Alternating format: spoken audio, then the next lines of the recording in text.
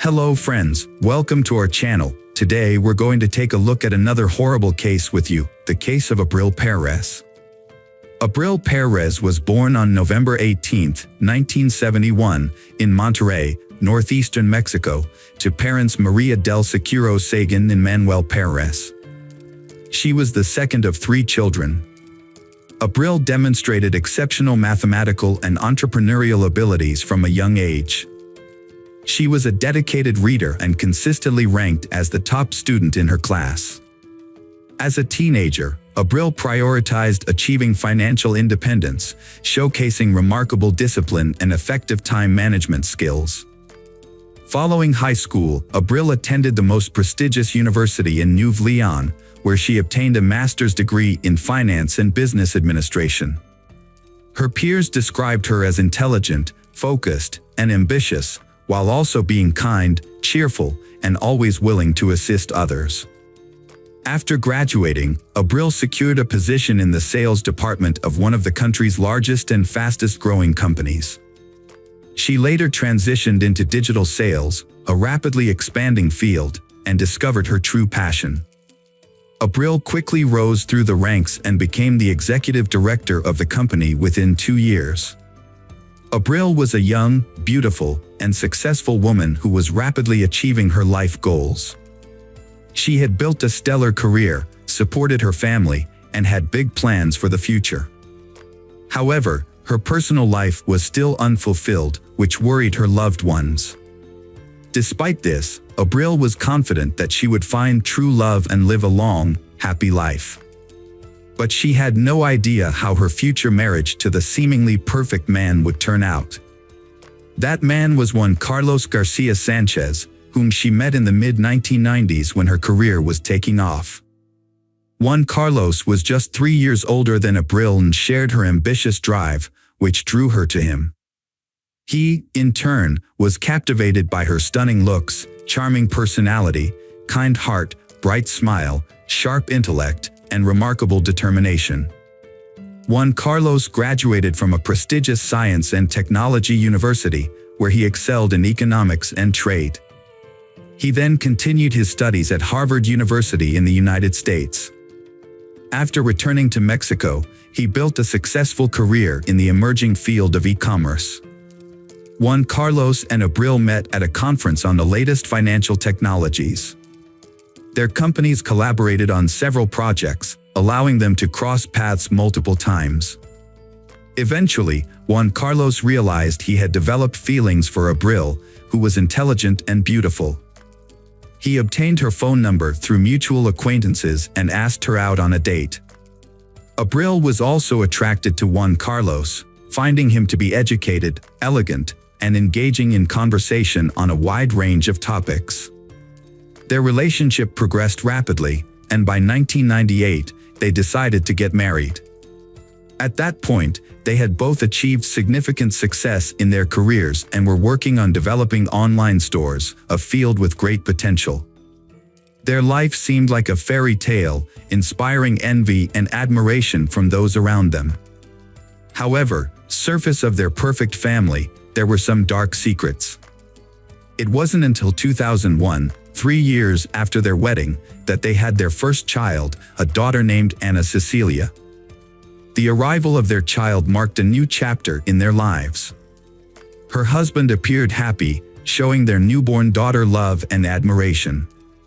2 years later, Abril gave birth to a son, named Juan Carlos Jr., after his father. 2 more years passed, and the family had another child, a boy named Julio Andres. Despite having 3 young children, Abril hardly took any time off work and managed to balance parenting with career advancement. She made homemade meals, helped with schoolwork, took the children to sports activities, and aimed to be both a perfect mother and their best friend. Outwardly, the Pérez Sanchez family seemed perfect, wealthy, successful, with 3 lovely children, and everything they could want. However, their home life remained a secret, even from their closest relatives, for a long time. In the early years of their relationship, Juan Carlos revealed his true personality to Abril. He had a short temper, was aggressive, and had a tendency to be overly harsh, refusing to compromise and insisting that everything be done his way. Initially, Abril was in love and believed that as time passed, Juan Carlos's rough edges would smooth out. Their shared projects brought them together, and their collaboration led to significant accomplishments, including financial success. However, as the years went by, Juan Carlos's irritability grew, and verbal arguments escalated into physical confrontations. Following the birth of their first daughter, he made a brief effort to control his emotions, but this change was short-lived. A similar attempt was made after the birth of their eldest son, but by the time their third child arrived, Juan Carlos no longer made any effort to be a good father or husband. Juan Carlos frequently directed his anger and frustration at Abril and disregarding her emotional well-being. He would insult and belittle her, the mother of his children, and seemed to feel better when she cried. He regularly physically harmed her, doing so in a way that left no visible marks, allowing her to hide the bruises with clothing or makeup. His goal was to maintain his reputation as a model family man, loving husband, and father. Abril kept quiet about the abuse for years, not even telling her sister and mother about the ongoing situation. She earned a good income and could have raised the children on her own, providing them with a good education and stable upbringing. However, her husband was wealthy and influential, and she knew he could use the courts to take the children away from her. Knowing Juan Carlos's true nature, Abril couldn't bear the thought of her children being left alone with him, as she considered him a monster capable of anything. When the family situation reached a boiling point, what was once considered an ideal household now raised suspicions that something was terribly wrong. Abril was not just subdued, but deeply distressed and visibly struggling. She had lost weight, slept poorly, and frequently had bruises on her face and body that were becoming harder to hide and explain. Despite this, Juan Carlos appeared calm and confident in public, pretending that everything was fine. He played the role of a loving and caring husband, interacting with Abril politely and affectionately. However, at home, he transformed into a menacing figure. Despite loved ones urging Abril to divorce him, she insisted that everything was fine and that she could handle the problems with her husband on her own. 2014 marked the peak of Juan Carlos' career when he became the head of a major trading company, making him one of the most influential people in his field. Following this promotion, his family relocated to Mexico City, settling into a large house in one of the capital's upscale neighborhoods. Their children began attending an elite private school. Abril had genuinely hoped that this change of environment would improve their relationship. However, contrary to her expectations, the abuse continued. Juan Carlos often persisted in physically and verbally abusing his wife in front of their children. He increasingly accused her of infidelity without any basis for his claims. Whenever she tried to defend herself, he would resort to physical violence, insisting he would find evidence of her supposed disloyalty. Juan Carlos monitored her phone and emails, forbade her from using social media, and when finding no evidence, he hired a private detective to follow her and photograph any men who came near her. For 4 years, she tried every possible way to save her marriage. Despite her efforts, her husband's behavior became increasingly unbearable, creating a never-ending nightmare for her. To outsiders, however, their union appeared happy and successful, even enviable, due to her husband's wealth, influence, and seemingly caring nature. In 2018, the Juan Carlos and Abril visited to the Abril's family. During this trip, Juan Carlos treated his wife poorly in front of her parents, who were deeply disturbed by what they saw. This incident marked a turning point for Abril, and she realized that she could no longer continue living this way. She informed her husband that she would file for divorce as soon as they returned to Mexico City. Hearing this, Juan Carlos became enraged, grabbed her throat, and squeezed it so tightly that she nearly lost consciousness. Fortunately, her mother, Maria del Soro, entered the room and raised the alarm, preventing a tragedy. When the family returned to their home in the capital, Abril prepared for divorce and moved from the marital bedroom to a small guest room. However, this did not keep her safe from her husband's abuse. On January 4th, while Abril was still asleep, her husband entered the room holding a baseball bat.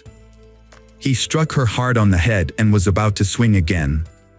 Half awake, Abril barely understood what was happening, but she managed to roll off the bed just in time, saving her own life. She began to scream, and the children ran into the room, having heard the noise. The youngest son shielded his mother with his body, while the eldest son took the bat away from his father. Together, they fled the house and headed to the hospital, as Abril needed medical attention. Doctors diagnosed Abril with a severe concussion and a deep laceration above her eyebrow that required stitches. After Abril and their sons left the house, Juan Carlos contacted his lawyer to discuss the situation and asked for help in resolving the marital conflict. However, Juan Carlos also posted on social media, accusing his wife of betraying him by being unfaithful and planning to leave him for another man, taking their children and attempting to claim all their jointly acquired assets. Additionally, Juan Carlos claimed that Abril had stolen all the money from their home safe and had injured him with a knife when he tried to stop her. He posted photos of a bloodied knife and brown stains on the floor as evidence. However, the blood on the floor actually belonged to Abril from her own injury, and the knife photo was taken from the internet. Despite the fabrication, Juan Carlos's friends believed his story and actively shared and reposted his account on their social media pages, calling for widespread attention to this supposedly egregious case. Juan Carlos's attempt to kill Abril prompted her to take swift action. From her hospital bed, she filed a police report against him, accusing him of trying to take her life. After her release from the hospital, Abril packed up her 2 young sons and left the family home. Her oldest child, who was attending college in a nearby city, also condemned his father's violent actions. While waiting for justice, she started providing online support and consultations to women who were going through similar experiences. She also planned to open a center that would offer psychological and legal help to victims of domestic violence who had been failed by the justice system. It wasn't until 8.5 months after the incident, in September 2019, that Juan Carlos was finally arrested and charged with inflicting bodily harm and attempting to kill his wife. He was put in jail, where he spent over a month, but he managed to appeal the decision to keep him in detention before his trial. As a result, he was released from jail by November of that year. Judge Federo presided over the case, reclassifying it and ordering a new trial. During the trial, Abril's medical records and photos were not presented as evidence. Her and her son's testimonies were deemed insufficient to detain Juan Carlos because he claimed Abril was manipulating their children against him. The judge released Juan Carlos, concluding his actions didn't pose a direct threat to Abril's life. Abril was shocked and terrified when Juan Carlos was released. She suspected he had bribed his way to freedom, putting her and their children in danger. She wrote to the judge, expressing her fear, but it had no immediate effect. Juan Carlos then initiated a custody battle, forcing Abril to return to Mexico City with their sons to attend court hearings. Abril arrived in Mexico City on November 25th with her children. She had a legitimate fear of her longtime partner and wanted to avoid him. To minimize the risk of an encounter, she planned to leave the city immediately after a court hearing that day. In fact, she had already bought the plane ticket, but Juan Carlos already knew that. After the court session, Abril, her sons, and their lawyer got into a car headed to the airport. However, they never made it to their destination. At a traffic light, a motorcyclist suddenly pulled up next to their car, drew a handgun, and fired 2 shots at Abril, who was sitting in the front passenger seat. The attacker then quickly fled the scene. A shooting occurred, and one of the bullets grazed the younger son, who was sitting in the back seat. Fortunately, none of the children were seriously injured. However, The injured Abril was rushed to the nearest hospital where doctors fought to save her life for more than 6 hours. Unfortunately, due to severe injuries and significant blood loss, they were unable to save her. Abril passed away that evening. The victim's family, including her parents, brother, and sister, immediately flew to the capital and urged authorities to arrest Juan Carlos, whom they believed was behind the brutal act. However, law enforcement had a different perspective, stating that without identifying the shooter, it was difficult to determine the motive behind the attack. They also noted that they could not confirm with certainty that the shooting was ordered by Juan Carlos. The tragic case of murder sparked widespread outrage and public debate.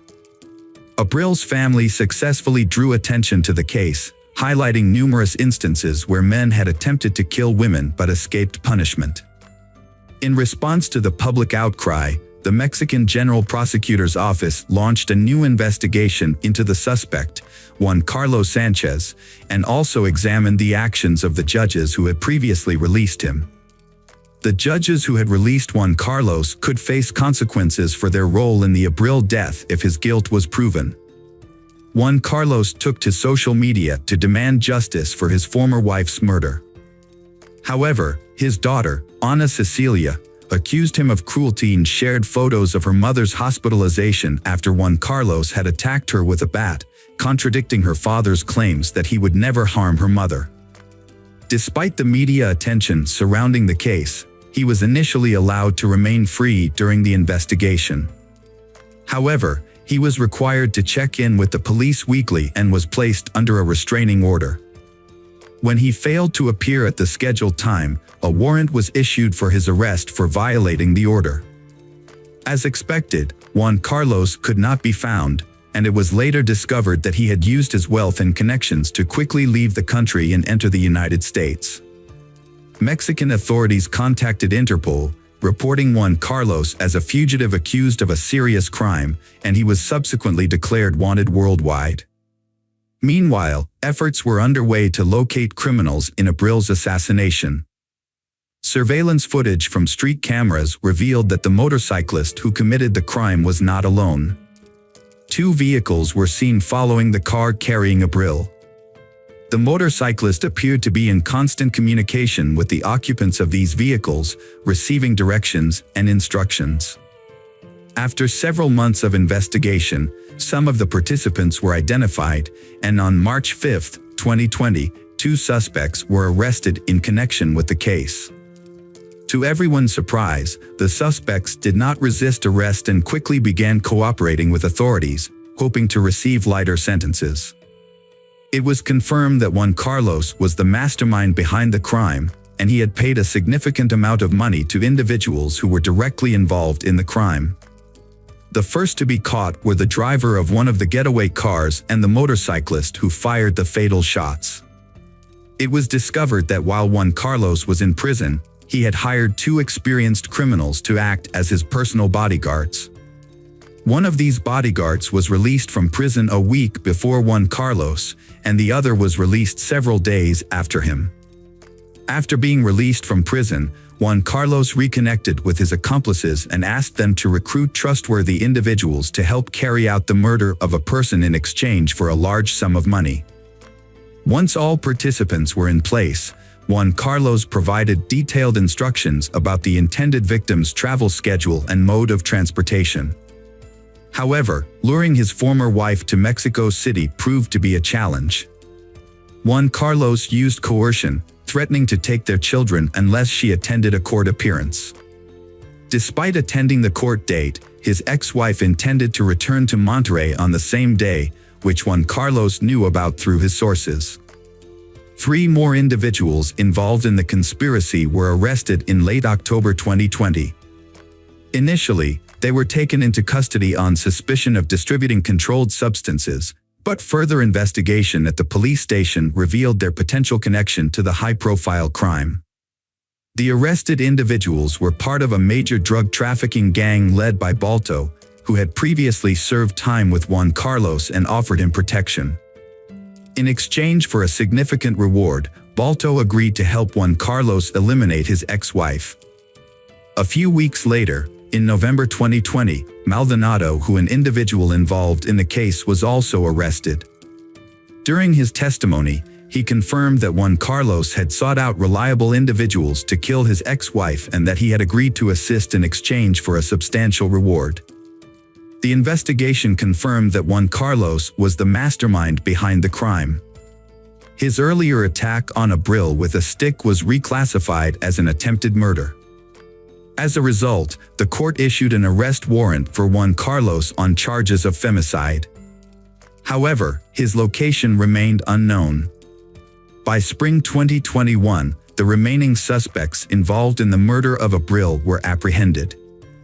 One of them was already serving time for a separate crime. The searches also led to the discovery of the gun used to kill Abril. In total, 9 individuals linked to the same criminal organization were detained, with 7 of them directly involved in the pursuit and shooting of Abril. More than 4 years after the Abril murder, the mastermind behind the crime, Juan Carlos Garcia Sanchez, is still on the run and his location is unknown. Meanwhile, the man who fired the fatal shot has been convicted and sentenced to 52 years in prison. 2 accomplices who participated in the car chase and coordinated with the shooter have each been sentenced to 50 years. Hello friends, welcome to our channel. Today we're going to take a look at another horrible case with you. The case of Belinda Temple. 1986 was the year Belinda started her college education in her hometown. Unlike her twin sister Brenda, who attended Steve Austin University, Belinda stayed close to home. Her decision was largely influenced by her relationship with Marshall Kelmy, who was 3 years her senior. Belinda was deeply infatuated with Marshall, and this relationship began during her high school years. However, Belinda's parents were not in favor of this relationship. They feared that being involved with Marshall would hinder their daughter's opportunities for a prestigious education. They also worried about the potential consequences of an early pregnancy, which might lead to Belinda dropping out of college altogether. The disapproval of Belinda's parents led to numerous arguments at home. Belinda's mother was particularly opposed to the idea of her daughter moving in with Marshall before marriage. She made her stance clear by stating, "He is nobody to you. Once you're married, you can move out, but until then, you have a home here." This remark seemed to only strengthen Belinda's resolve. In a bold move, Belinda and Marshall announced their decision to get married during a family dinner. Despite the tension, they shared their plans, which was met with a heavy, uncomfortable silence. Belinda's mother was visibly upset but seemed resigned to their decision, gritting her teeth and remaining silent for the rest of the evening. In reality, Belinda had made up her mind to marry Marshall as a way to assert her independence and prove to her parents that she was capable of making her own decisions. They didn't have a grand wedding celebration. Belinda wore her sister's white dress, invited a few close friends, and she and Marshall signed the papers. Afterward, they strolled around the city, enjoying champagne and each other's company. The next day, Belinda packed her belongings and moved in with her husband, who was still living with his parents. They hadn't planned to rent a separate place. Getting married didn't change much in their relationship. As mentioned earlier, Belinda's primary reason for marrying was to gain independence and stop her mother's nagging. However, her new life turned out to be quite unpleasant. Less than 6 months later, Marshall started spending less time at home, claiming he was working late. In reality, he was seeing another woman. Belinda discovered this when she noticed her husband acting strangely. One day, she waited until his work hours ended and followed him, which is when the truth came to light. She saw Marshall walking hand in hand with a woman she didn't know, likely a colleague. The deceived wife, Belinda, left her husband, Marshall, after discovering his infidelity. She didn't create a scene, but instead packed her belongings and returned to her mother's house. Marshall tried to win her back, but Belinda was too proud to forgive him. They eventually got a divorce. A few years later, Belinda was pregnant and working part-time at a school. Despite her pregnancy, she was concerned about missing the upcoming basketball competition between schools and not being able to prepare her team properly. Her colleague, Richard Bachman, didn't share her enthusiasm and had often expressed his disinterest in teaching.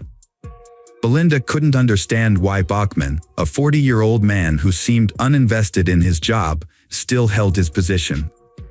As a diligent teacher, Belinda noticed that one of her students, Riley Jo Sanders, a high school senior, had been absent from class for months. She reached out to her colleagues to determine if the issue was specific to her class or if Sanders was a habitual truant.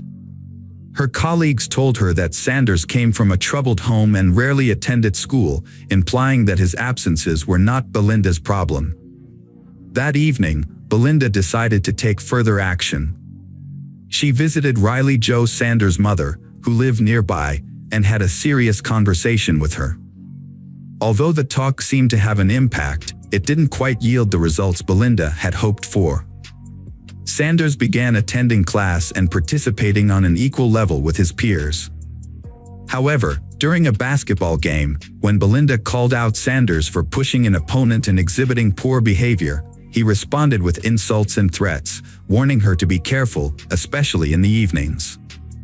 After her breakup with Marshall, Belinda had nothing left for her in her hometown. She decided to follow her sister to Stephen F. Austin State University. It was there that Belinda found her true calling. Alongside her studies, she worked part-time as a basketball coach and had high aspirations. At the same university, Belinda met David Temple. Like her, he was a part-time coach but for soccer, and he also played for the university team as its captain. Soccer had been an integral part of David's life since childhood, and it was clear even then that he was destined to excel. He consistently performed well for his team, earning the respect of all his teachers. Despite his difficult nature, which could lead him to insult or even physically confront others, David's behavior was often overlooked because of his on-field performance. During games, he would become fully engaged and find it difficult to calm down for a long time afterward. However, one of his teammates later revealed that David's aggressive behavior was due to his use of steroids. David's behavior changed significantly when he was with Belinda. He became a caring and chivalrous partner, but with one major caveat: he would become aggressive and confrontational if he perceived anyone as a threat to their relationship. Belinda was well received by David's parents, who admired her love for sports, a common interest she shared with their son. However, Belinda's twin sister and friends were less than thrilled about her relationship with David. They had known Belinda as a strong-willed and independent person, but since being with David, she had become more subdued and focused on pleasing him. Her relationship with her family also suffered, with less frequent phone calls and visits, which naturally caused concern among her loved ones. As graduation approached, David and Belinda adopted a bull terrier named Shaq. After receiving their diplomas, they got married in 1999. January 1999, David and Belinda Temple were expecting their second child. With the due date nearing, doctors predicted Belinda would go into labor within a couple of weeks. As with many pregnant women, Belinda was frequently exhausted, and caring for their son Evan added to her fatigue. One evening, David decided to give his wife a break from household chores and allow her some rest. To minimize distractions, David took Evan for a walk in the park. As they strolled through the fresh air, their hunger grew, so they stopped at a cafe for a snack. After their cafe visit, David and Evan headed home. Upon arrival, David noticed the front door had broken glass. He quickly told Evan, "I'm going to take you to visit Harland for a bit, okay?" Without waiting for Evan's response, David led him to a neighbor's house, where family friends lived. Evan, struggling to keep up, asked, "Why can't we go to Mom's?" David, unsure of how to respond, said, "Mom's in the hospital right now." The neighbor, Quentin Harland, had just opened the door to unexpected visitors when David rushed past him, taking his son into the living room without a word. David then ran towards his own house, leaving Quentin confused. Quentin shouted to his wife to care for the child and followed David. "What's going on?" Quentin asked, but before David could respond, they reached David's house, where Quentin saw the front door was broken. Upon entering, Quentin saw the house was in disarray, with open closets and belongings scattered everywhere. A trail of blood led to the stairs, prompting Quentin to push David aside. Under the stairs, in the dressing room, they found Belinda lying face down with a severe head wound. David, seemingly in shock, didn't react. Instead, he took out his phone and called the police. Police officers quickly arrived at the scene, but they were initially unable to enter the house due to the Temple family's aggressive bull terrier, Shaq, who growled and barked at the unfamiliar men in uniform. One officer drew his gun in response, but David intervened, shouting at them to put their guns away and rushing to restrain the dog in the garage. Upon entering the house, the police assessed the scene and concluded that the perpetrators were likely burglars who had not expected Belinda to be home. Despite her pregnancy, they had shot her to eliminate her as a witness. When police started investigating a crime scene, they were baffled by how the burglar got past the fierce dog, Shaq, that guarded the house. They were also unsure how the perpetrator distracted the dog. Upon closer inspection of the front door, police found broken glass, but its positioning suggested it was broken while the door was already unlocked, which seemed strange. Inside the living room, a box on the nightstand caught their eye, containing jewelry such as earrings, rings, and a gold chain. What puzzled them was why the thief left the jewelry untouched. As police spent more time in the Temple family home, they became increasingly convinced that the whole scene was staged. In their experience, thieves usually take all valuables they can carry, but in this case, nothing appeared to be missing. The presence of the dog continued to raise suspicions, leaving them feeling that something was off. Regarding the murder, Belinda was shot in the back of the head with what was likely a 12-gauge shotgun while kneeling with their back to the killer. However, shotguns are an unusual choice for robbers due to their bulk and difficulty in concealing and transporting. This, combined with the fact that the murder took place at 4 p.m., makes it improbable that a thief would be openly carrying a shotgun at that time of day.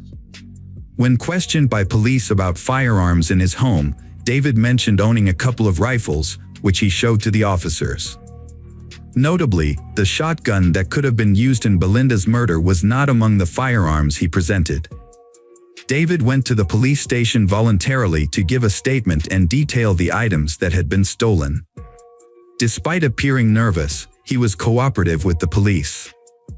During this time, his son Evan stayed at Quentin's house, oblivious to what had happened. In 1996, David Temple and Quentin Harland were neighbors and co-workers at a school. They were close friends and often socialized together outside of work, watching sports and hosting barbecues with their families. However, their friendship became strained when Heather Scott, a new teacher, joined the school. Quentin was attracted to Heather, but she rejected his invitation to dinner. What Quentin didn't know was that David had also developed feelings for Heather, and they started a secret relationship. Quentin was angry and hurt when he found out that his married friend, who had a son, was involved with someone else. Despite his feelings, Quentin kept David's secret, even as their co-workers began to notice the romantic connection between David and Heather outside of school. Heather didn't know that David was married, as he didn't wear a wedding ring and kept his personal life private. Belinda had no idea about David's secret life. She once confided in Quentin about her suspicions that David was cheating on her, but Quentin quickly dismissed her concerns. "You're just being paranoid," he told her. "David is a devoted husband and family man. How could you think such a thing?" However, there were signs that something was off. David, who had once been extremely respectful towards Belinda, now frequently insulted her, even in front of others. He would call her fat, despite her only gaining a little weight after childbirth, and would often ask her to leave the room when they had guests, implying that her appearance was embarrassing. Belinda didn't stand up for herself or have a serious conversation with David about his behavior. Instead, she cried at night and felt deeply unhappy as a woman. Meanwhile, David was enjoying his new relationship with Heather. David became increasingly estranged from his family due to a new relationship with a coworker.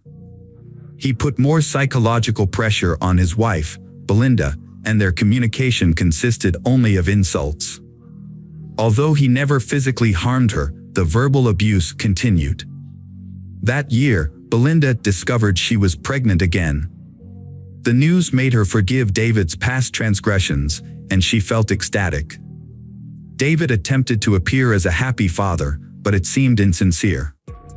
Sometimes, he would not come home at night, and Belinda was afraid to ask why because she feared his angry outbursts and the potential scandal that could follow. A pregnant Belinda often asked her husband David for help in preparing for the baby's birth, such as running errands, fixing up the nursery, and installing shelves. However, David consistently ignored her requests, leaving Belinda to handle everything on her own, including shopping, painting, and assembling furniture, despite being 8 months pregnant. As Christmas approached, Belinda suggested discussing gift ideas with David, but he proposed skipping gifts that year to save money for the baby. Given the doctor's warning that Belinda might go into premature labor, this seemed like a reasonable decision. However, on Christmas, David didn't even get Belinda a small gift. Instead, he announced that he was leaving to spend the New Year's holidays with friends on a hunting trip. Belinda confided in her sister, who immediately changed her plans to be with Belinda, ensuring she wouldn't feel abandoned, especially since labor could start at any moment. David, during the holidays, spent the time with Heather, who wore a gold necklace given to her by David as a Christmas gift. By 2007, it appeared that David Temple had all but moved on from his wife's murder, as if Belinda had never been a part of his life. The fact that it had been 5 years since the murder and the killer had yet to be caught seemed of little concern to him. He had married Heather in 2001, and together they were raising Evan. The police suspected David of wrongdoing, but they couldn't gather enough evidence to prove anything. While investigating the case files of burglaries in the neighborhood, they discovered that a house on the next street had been burglarized 8 days before the murder at the Temple house. The perpetrator was none other than Riley Joe Sanders, a persistent truant from the school where Belinda taught, who had previously threatened her. He was called in for questioning immediately. Riley had no alibi for the day of the murder, and his father owned a 12-gauge shotgun. However, when the police searched the Sanders house, they did not find the weapon. Realizing the police had reason to detain him, Riley confessed that he was with friends on the day of the murder. He had hidden this information because they were smoking pot in a large group, and he did not want to implicate his friends. As a result, the charge against Riley was dropped. In November 2004, police officers arrived at David's doorstep, handcuffed him, and informed him that he was being held on suspicion of murdering Belinda Temple. David denied the allegations. His trial began in 2007. The investigation revealed that David's motive for the crime was his new relationship with Heather. Colleagues of David testified that during Belinda's pregnancy, he boasted about replacing his fat and pregnant wife with the younger and more attractive Heather. According to the prosecution, David killed Belinda as soon as she returned home from work, as evidenced by her still wearing her work uniform and shoes. They alleged that he then staged a robbery, scattering belongings around the house, before quickly driving to the park with his son to create an alibi. The prosecution also highlighted several suspicious facts, including that nothing was stolen from the house, and a fierce dog in the yard would have prevented any stranger from entering. Furthermore, witnesses reported seeing David's car stopped near a rice paddy, where the murder weapon was likely discarded, with only his son Evan present in the vehicle at the time. However, the shotgun was never found in the area where the crime occurred. Heather testified that before Belinda's murder, her relationship with David was not serious, and she didn't even love him. This statement introduced uncertainty into the jury's decision, as it raised questions about David's motive. Would he really kill his wife over a non-serious relationship, or was Heather lying to protect him? In November 2007, David was sentenced to life in prison. 2 years later, a friend of Riley Sanders came forward to the police to clear David's conscience. According to this friend, Riley had previously confided in him about taking his father's shotgun with the intention of robbing the Temple family home. Riley wanted to teach his teacher, David Temple, a lesson. Riley claimed that he had almost entered the house but was thwarted by a bull terrier that ran out of the garage. He shot at the dog but missed, and fearing the noise would attract neighbors, he quickly ran away. This new testimony was submitted to the court, prompting a review of the case. David was released from prison on bail while the review was underway. Meanwhile, Heather decided she no longer wanted to be married to someone who had spent so much time in jail and whose future was uncertain. She filed for divorce. The jury took a long time to deliberate on David's sentence. The case wasn't revisited until 2023, when David was still awaiting a final decision on his sentence. David was ultimately convicted and received a life sentence with the possibility of parole after 17 years. Throughout the trial, his son Evan struggled to accept that his father was capable of committing such a heinous crime. Evan continued to support his father until the very end. Hello friends, welcome to our channel. Today we're going to take a look at another horrible case with you. The case of Jennifer Cave. Jennifer was born in March 1984 near Bishop, Texas, where her family lived in a modest farmhouse. Her mother, Sharon, was in her second marriage, which added 3 children to the family: Jennifer, Lauren, and Clayton. Vanessa, from Sharon's first marriage, was the oldest sibling.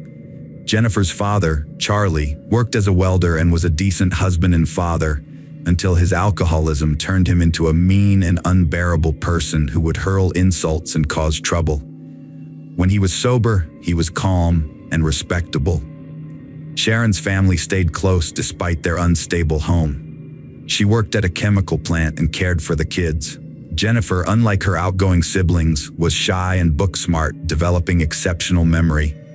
However, her love for reading affected her eyesight, requiring glasses, which didn't boost her self-esteem, but didn't stop her from participating in school activities. Eventually, her father's destructive drinking habit caused her family to break apart. After the separation, Jennifer and her brother Clayton chose to stay with their father, Charlie. They showed him great compassion and tried to support him in overcoming his addiction, hoping to prevent his downfall. Jennifer was so desperate to help her father quit drinking that she ignored his lack of determination to fight his habit. 4 years after her parents' divorce, in 1999, Sharon met Jim Sedgwick, a new partner. As Jennifer entered her teenage years, she underwent a transformation. She got rid of her braces and contact lenses and replaced her glasses, which brought out her natural beauty. However, her personality began to change along with her physical appearance.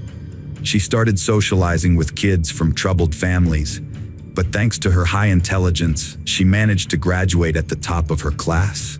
Jennifer majored in finance at Texas State University, but soon became disillusioned, withdrawing after 1 semester. She then attended community college, worked part-time, and dated Mark from a respectable family.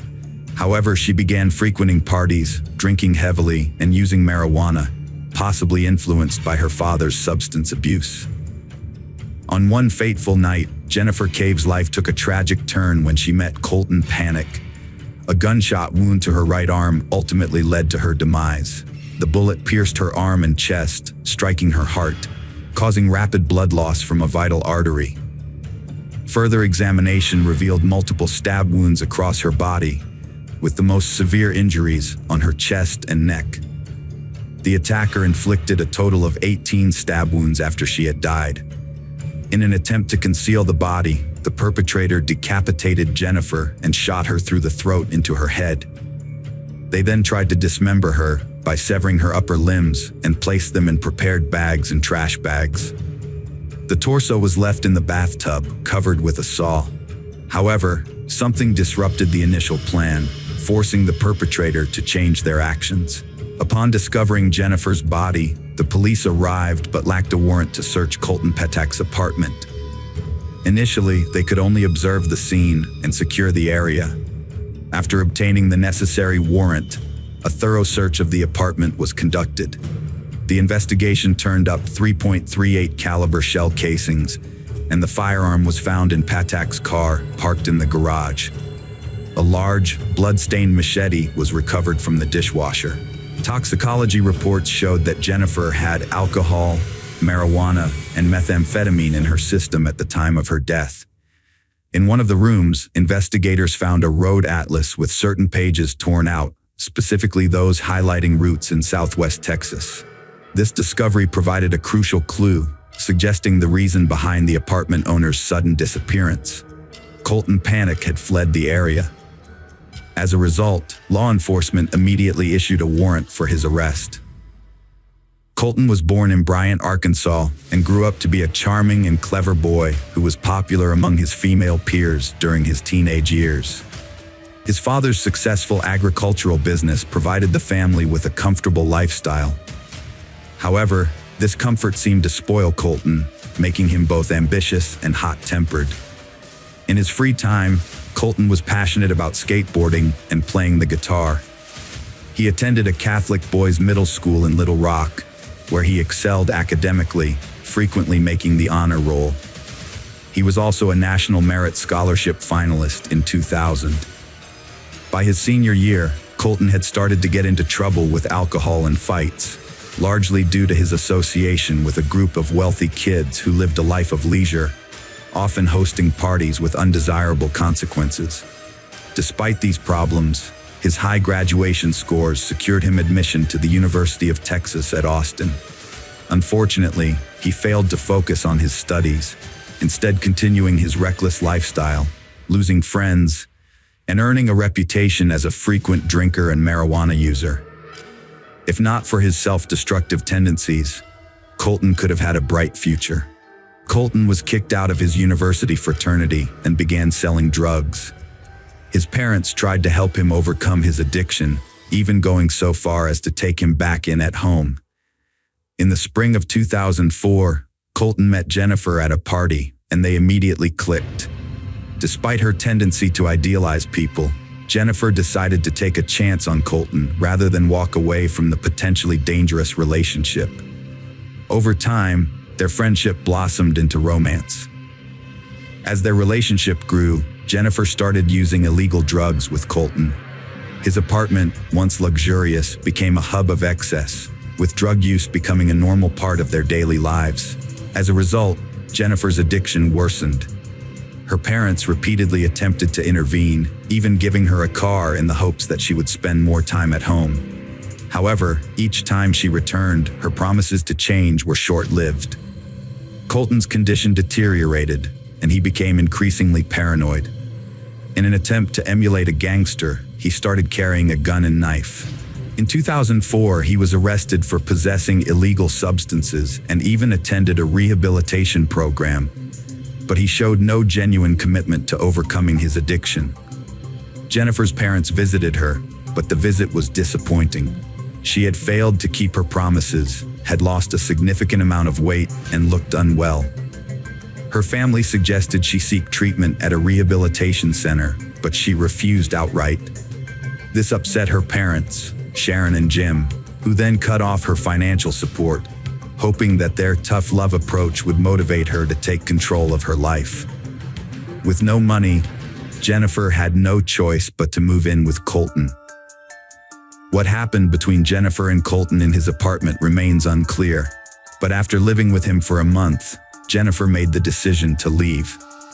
A friend came to her rescue, offering a room and emotional support. Although Jennifer confided in her friend about her fears and no longer felt safe around Colton, she chose not to elaborate on the details.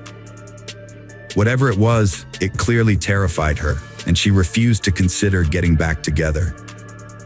When Colton showed up asking her to take him back, Jennifer stood firm in her decision.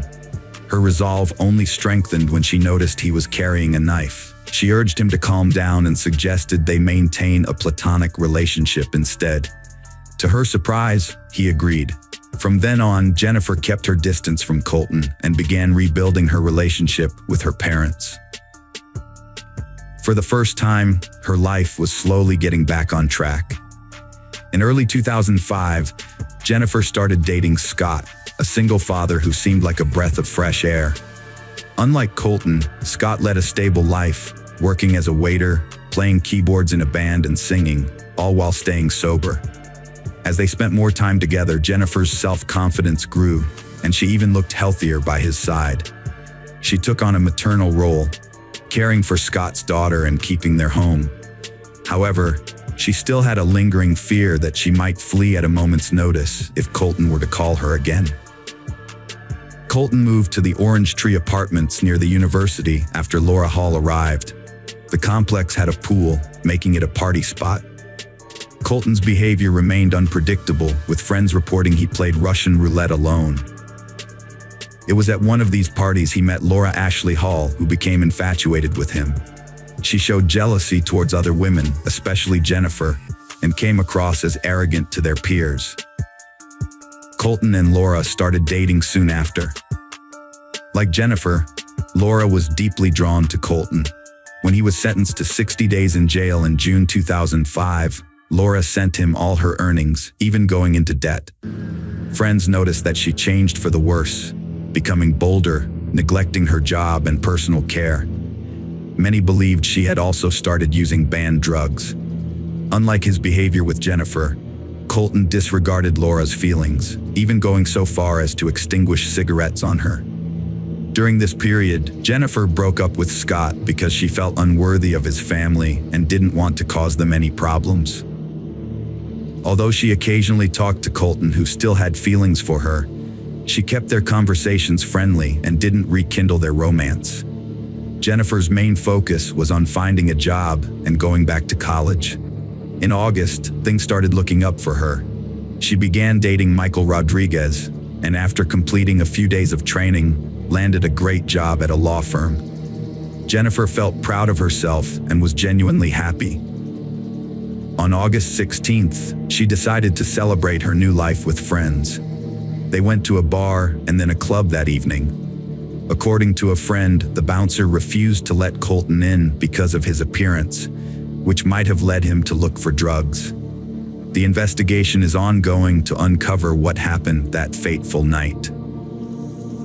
Investigators interviewed Colton's neighbors and discovered some interesting information. At around 3 a.m. on August 17th, Nora Sullivan heard a knock on her door and found Colton standing there, looking suspicious with blood on him and a visible gun at his waist.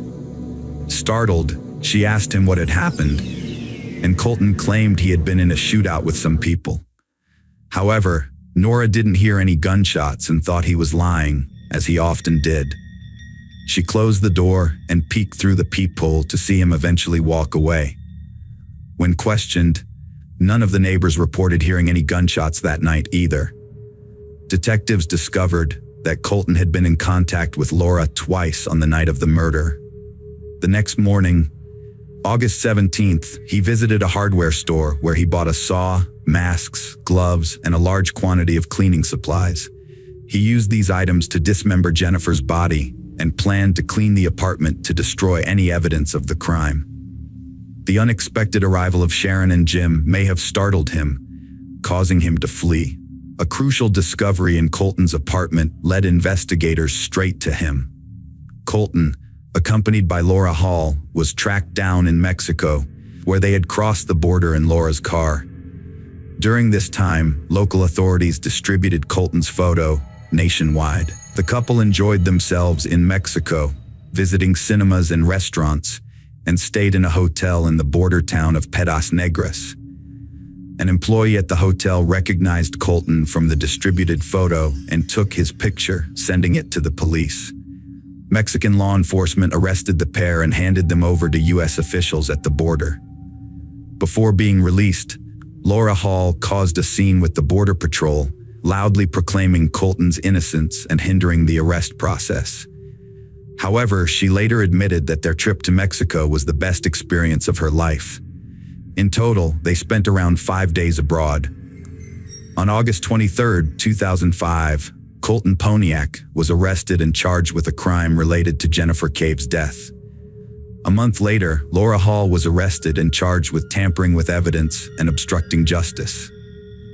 During the trial, prosecutors presented key evidence found in the apartment, including a store videotape and a receipt for items purchased. Colton claimed he had no memory of the night of August 16-17th, blaming his amnesia on heavy drinking and illegal drug use. Initially, he didn't deny involvement in Jennifer's death, but insisted he had no recollection of the events. He claimed to have woken up to find his ex-girlfriend's body in the bathroom, and then contacted Laura, who allegedly advised him to buy a saw and cleaning supplies. Together, they allegedly dismembered the victim and hid the body parts in bags. Prosecutors argued that Laura was responsible for Jennifer's injuries after her death. Colton later implied that Laura might have been motivated by jealousy, suggesting she sought revenge against a romantic rival. Despite these allegations, both Colton and Laura pleaded not guilty. The evidence of Colton's involvement in the crime was overwhelming. His fingerprints and DNA were found on the machete, saw, and firearm at the crime scene, and the weapon in his car was identified as the one used in the crime. Additionally, Jennifer's body was found in his apartment, and he was the one who purchased the cleaning supplies from the store. The jury had no doubt of his guilt. On January 29, 2007, Colton Poniak was sentenced to 55 years in prison with parole eligibility after serving at least half of his sentence, with his earliest release date set for 2060. The case against Laura Hall was more complex. The prosecution argued that she might have acted out of blind affection for Colton. While Laura's DNA was found on one of the victim's shoes, a store towel, and the firearm, the defense contended that this only indicated her involvement in disposing of the body, not in the initial act. They couldn't prove she was the one who fired the first shot that hit Jennifer in the head. Moreover, there was no evidence that placed her at the scene at the time of the crime. Laura maintained that she only learned of the crime when Colton told her, and claimed he forced her to flee to Mexico with him. However, witnesses from their time in Mexico reported that they seemed to enjoy their trip in 2007, which cast doubt on Laura's story. Laura Hall was convicted of obstructing justice and tampering with evidence and received a 6-year prison sentence. In a subsequent trial in 2010, she was given the maximum sentence of 11 years and a $144,000 fine. She was paroled on March 15, 2018, with GPS monitoring, and completed her sentence in August of the same year. However, her current whereabouts are unknown. Colton Poniak is still in prison, where he has filed multiple appeals, all of which have been unsuccessful. Throughout these appeals, he has consistently claimed to have no memory of the tragic events of that night. However, he has revealed that there are witnesses who claim Laura confessed to Jennifer's death. Poniak alleges that during the trial, the prosecutors were aware of this information, but failed to disclose it to his defense team, suggesting that he may have been set up. Although Poniak's legal motions were denied, this revelation has raised questions among the public. Moreover, Jennifer's parents believe that Laura's punishment was too lenient. They are convinced that she played a more significant role in Jennifer's death than she admits. Unlike Colton, Laura has never expressed remorse or regret for Jennifer's death, often referring to her as that girl or the dead girl, and sometimes using derogatory terms. To this day, the specifics of that fateful night remain a mystery. Jennifer is the only one who knows the truth that the walls of Poniak's residence keep hidden. Unfortunately, the dead cannot reveal their secrets. Jennifer's life was tragically cut short in its prime. If only she had realized sooner that staying away from certain people and cutting off ties with them can be a means of self-preservation. Hello friends, welcome to our channel. Today we're going to take a look at another horrible case with you. The case of Ellie Costile. Alexandria Costile, known as Ellie, was born on September 11, 1997 in St. Louis. As a blonde-haired girl, she grew up with the care and love of her parents, Cindy and Keith, who supported her endeavors. Ellie excelled academically and in sports like track and field and golf. Her dream was to attend the University of Mississippi, and she became a student there, living in a dormitory in Oxford and being popular among her peers. Friends and relatives described her as a lively and energetic person. Summer on campus is quiet, with few students remaining. Those who stay attend extra lectures or prepare for next year, then unwind at local bars and nightclubs in the evening. Ellie Costile, an upperclassman, stayed to improve her knowledge, and having just passed a key exam, was planning to celebrate with friends. A popular spot among young people in Oxford Square is a small bar that serves pizza and drinks. Its lively atmosphere, complete with dim lighting, loud music, and a colorful selection of drinks, makes it a place where the bartenders know many customers by name. On the evening of July 19th, Ellie met up with friends at this bar where they chatted and had a good time. Despite her efforts to have fun, Ellie seemed tense and spent most of the evening texting someone on her phone. After having a couple of cocktails, she discreetly left the bar. This would be one of the last times Ellie Costile, a University of Mississippi student, was seen in public. On July 20th, 2019, around 10:30 a.m., police officers stumbled upon a young woman's body near an abandoned fishing camp by Sardis Lake, about 30 miles from the university, during their routine patrol. The victim had been shot 9 times in the back, and investigators found 11 shell casings at the scene. A purse containing a driver's license and a student ID belonging to 21-year-old Alexandria Costile, a University of Mississippi student, was found nearby on the roadside. Ellie's death shocked the University of Mississippi community. Her father confirmed the news on Facebook, saying police told them Saturday that she'd been a crime victim. Witness interviews established that a few days before the incident, Ellie's parents had visited her from St. Louis, during which she expressed her enthusiasm for the upcoming academic year at the university, with no reservations about staying on campus for the summer. Moreover, data from her Apple Watch revealed that following a phone conversation with her mother, Ellie sent several messages to Brandon. An examination of these messages revealed that 3 months prior to the incident, Ellie had confided in Brandon about some shocking news. Since Brandon was the last known person to have communicated with the victim, he became a person of interest to the police. A closer look at their messages further disclosed that Ellie and Brandon had been in an on-again, off-again romantic relationship. Brandon Theld, a tall, dark-haired young man with an athletic build, was also a student at the University of Mississippi, hailing from Fort Worth, Texas, and raised in a well-mannered family. In 2016, when Ellie met Brandon as a freshman, she fell for him immediately. The young couple started dating, but they never formally declared themselves as an official couple. While Ellie's feelings for Brandon were genuine, he never showed a serious commitment towards her. Ellie's friends knew that her relationship with Brandon was troubled. They frequently argued, even in public. The couple would often break up, only to get back together after a while. On April 12, 2019, Ellie told Brandon that she was pregnant, but he didn't respond. She sent him numerous texts and voice messages, but he ignored her. 3 months later, Brandon finally replied, saying that he didn't want a child because it would ruin his life. He refused to help or support Ellie, telling her to just take a pill or make a doctor's appointment to deal with the situation. Despite being deeply in love, Ellie desperately wanted to talk to Brandon in person, but he kept refusing. On the night of July 19th, Ellie went to a local bar with her friends at 11:52 p.m. Surveillance cameras showed her leaving the bar and taking a taxi home. About 30 minutes later, Brandon called her at 1:58 a.m. on July 20th. Ellie got into a vehicle, unaware that it would be her last ride. She headed to an abandoned fishing camp by Sardis Lake, where Brandon was waiting. The drive to the camp was supposed to take around 45 minutes. Witnesses reported hearing gunshots in that area between 2:15 and 2:30 a.m.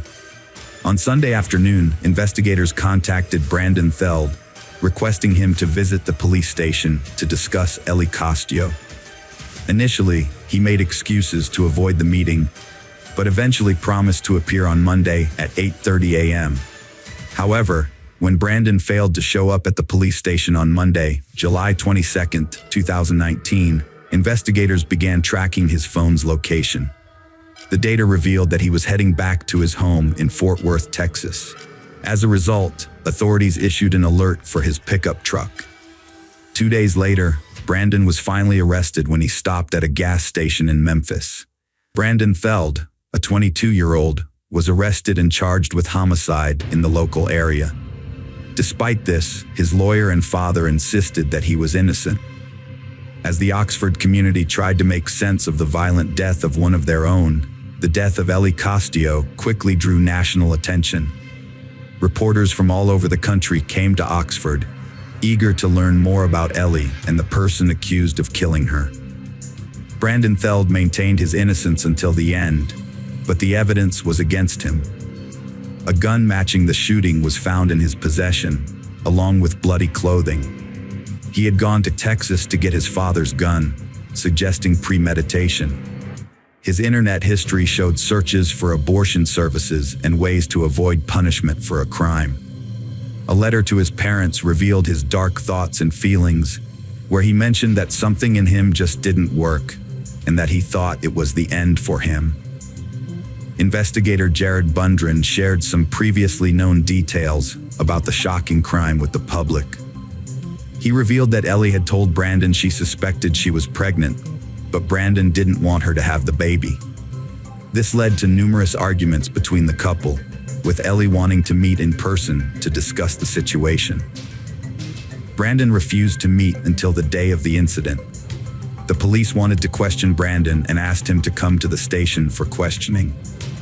However, Brandon resisted and made excuses for not being able to come in. Concerned, the police began tracking his cell phone and located him. They found that Brandon was heading to his home in Fort Worth, Texas. Authorities alerted nearby police departments, and Brandon was arrested when he stopped to refuel at a gas station in Memphis. Upon his arrest, the police found blood on him and a pistol in his truck that matched the weapon used in Ellie's murder. Despite Brandon's claims of innocence, the police charged him with the crime. Morgan acted quickly after hearing about the student's death, seeking guidance from administrators. She noted the university's past experiences with student suicides and accidents, but this was a new situation. Morgan briefly addressed Ellie's passing in class, alerted counselors, and allowed students to postpone exams if needed.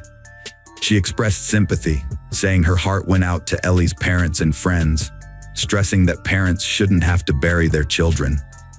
As it turned out, Ellie Costio, in her need for support, had told friends that she was pregnant with Brandon Theld's child. Her sisters knew she was pregnant and that she had told Brandon.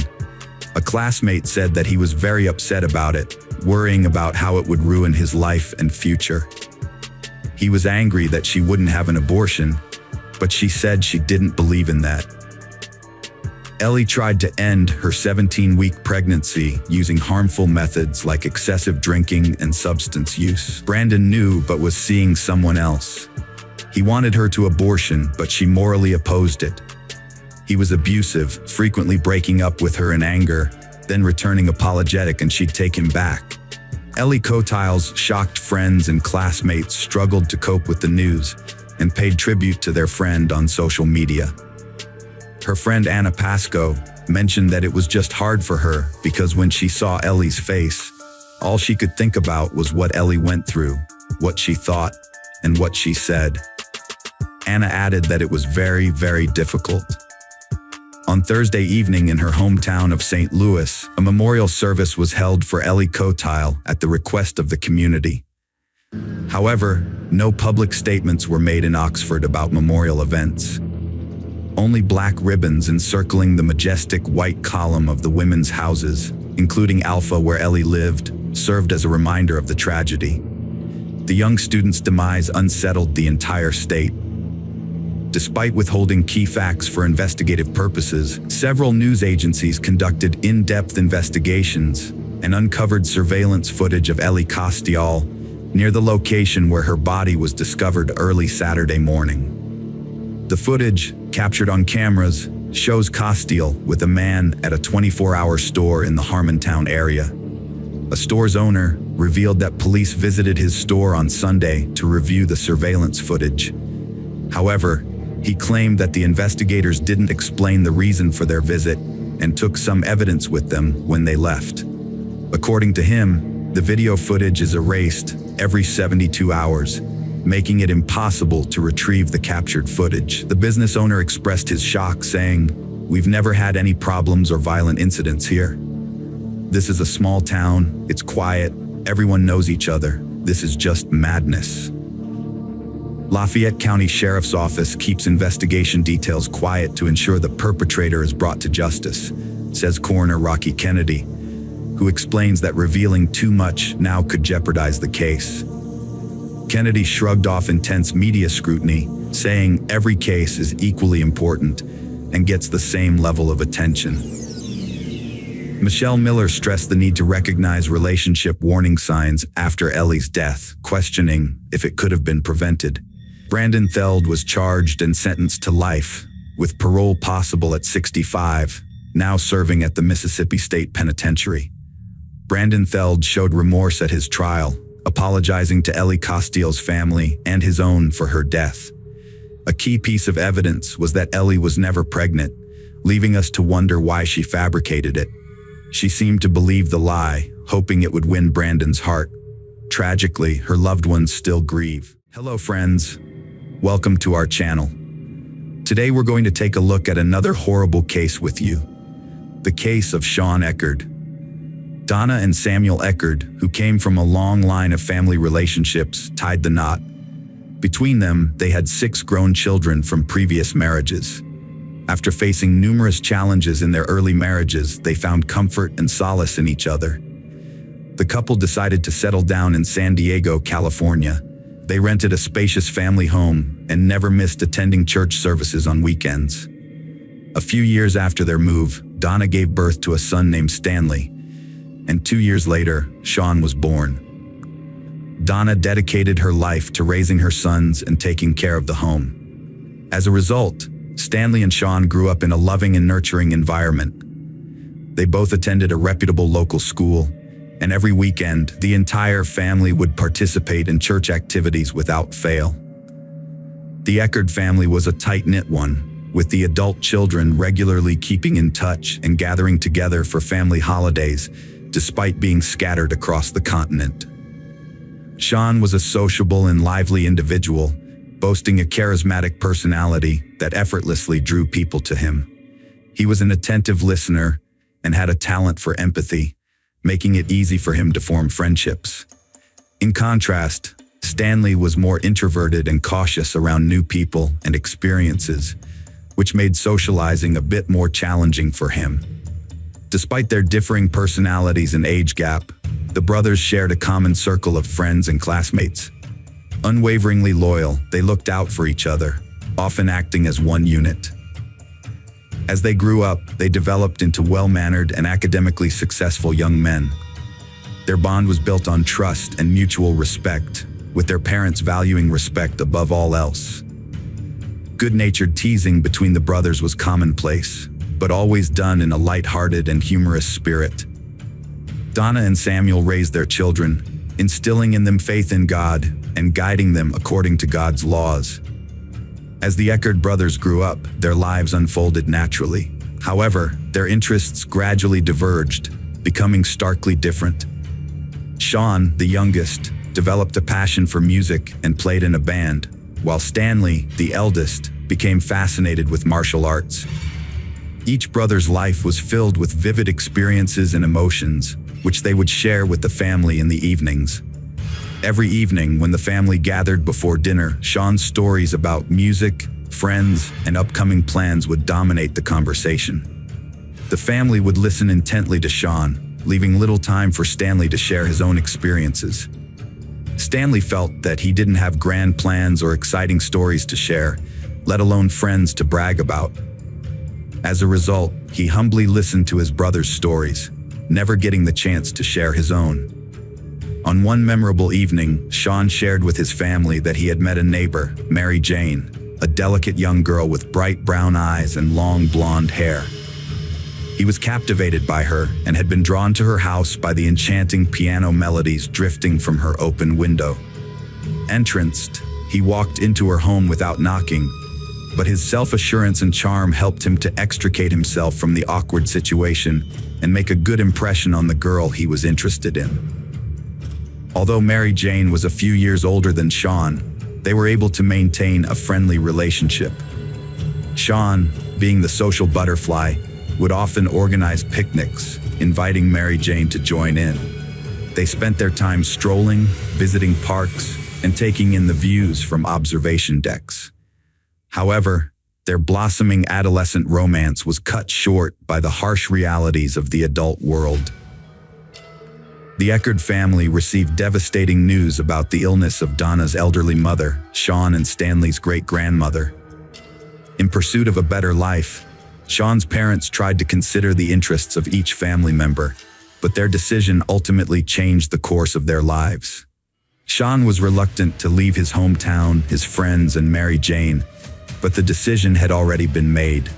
The Eckards left the city where their children had grown up and moved to a new state.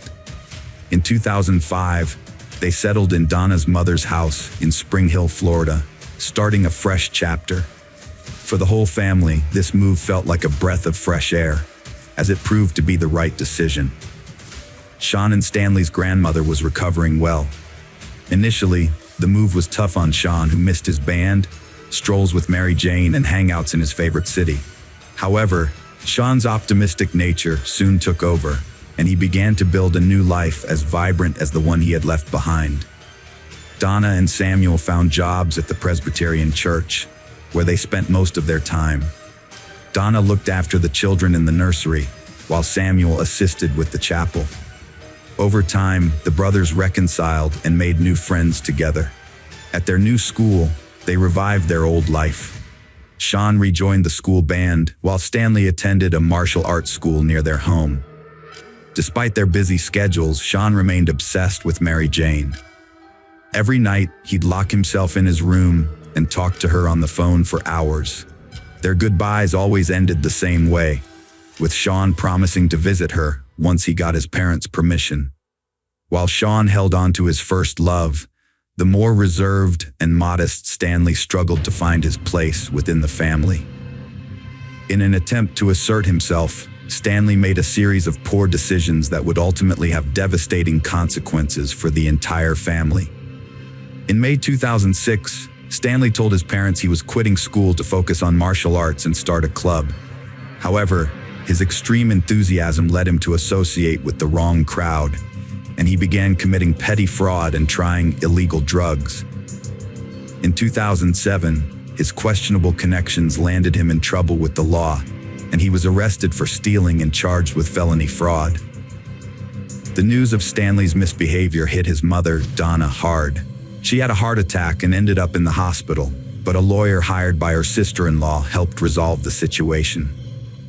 The lawyer successfully defended Stanley, highlighting the lack of concrete evidence, which led to a suspended sentence. This experience terrified Stanley, leaving him feeling guilty and withdrawn as he hoped to be understood and accepted by his family. After what happened to Stanley, Sean kept his plans private during the summer vacation. He worked as a waiter, saving money, and left a note for his mom saying he was heading to California to see Mary Jane. The 2-day bus ride seemed endless, with the scenery and time of day changing outside his window. He imagined seeing Mary Jane at the final stop, his heart full of anticipation. The bus pulled up to the final stop, and Sean couldn't wait to see Mary. Through the window, he'd caught a glimpse of her bright smile and her long hair, which she was tucking behind her ears. They shared a special connection, having spent some of the happiest days of their lives together, often reminiscing about their carefree high school days. It was during one of their strolls that Sean first confessed his love to Mary, and to his delight, she felt the same way. As they sat on a bench, Sean suddenly felt dizzy. His vision turned dark, and he lost consciousness. Sean was rushed to the hospital, where his condition rapidly deteriorated. Mary Jane quickly contacted Sean's sister, Jennifer, who flew from Florida to California to be by his side. The doctors diagnosed Sean with a tick-borne illness that can cause severe complications, including brain inflammation, in a matter of days. A long and arduous battle for Sean's life and health ensued. After over a month in a coma and 6 months of rehabilitation, the doctors finally managed to revive Sean. The road to recovery was tough, and the tick bite he'd suffered during their summer walk had turned out to be a serious injury. Jennifer took Sean back to Florida, where he began a long and difficult therapy. Mary Jane was left to wait anxiously, with phone calls being their only means of communication. The Eckhart family came together in the face of a series of troubles and unexpected illnesses. Donna went to great lengths to help her son Sean recover from a serious illness, carefully monitoring his diet and exercise to ensure he made a full recovery. Meanwhile, Stanley harbored feelings of resentment and jealousy towards his brother, which only grew as time passed. After his recovery, Sean regained his strength and resumed his studies in music. In 2009, he completed his studies and began making plans to return to Mary Jane, the girl he loved, and introduce her to his parents. However, his plans were not meant to be. Stanley introduced Sean to his dream girl, Samantha, a native of Florida, who quickly clicked with the two brothers.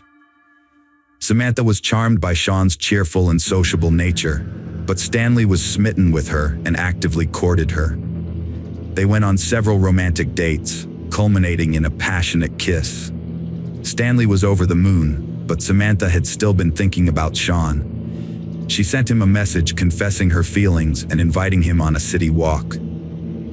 Sean agreed, and they spent the evening strolling along the waterfront, talking about Stanley and Mary Jane. However, Sean didn't try to win Samantha over, as he had already given his heart to someone else.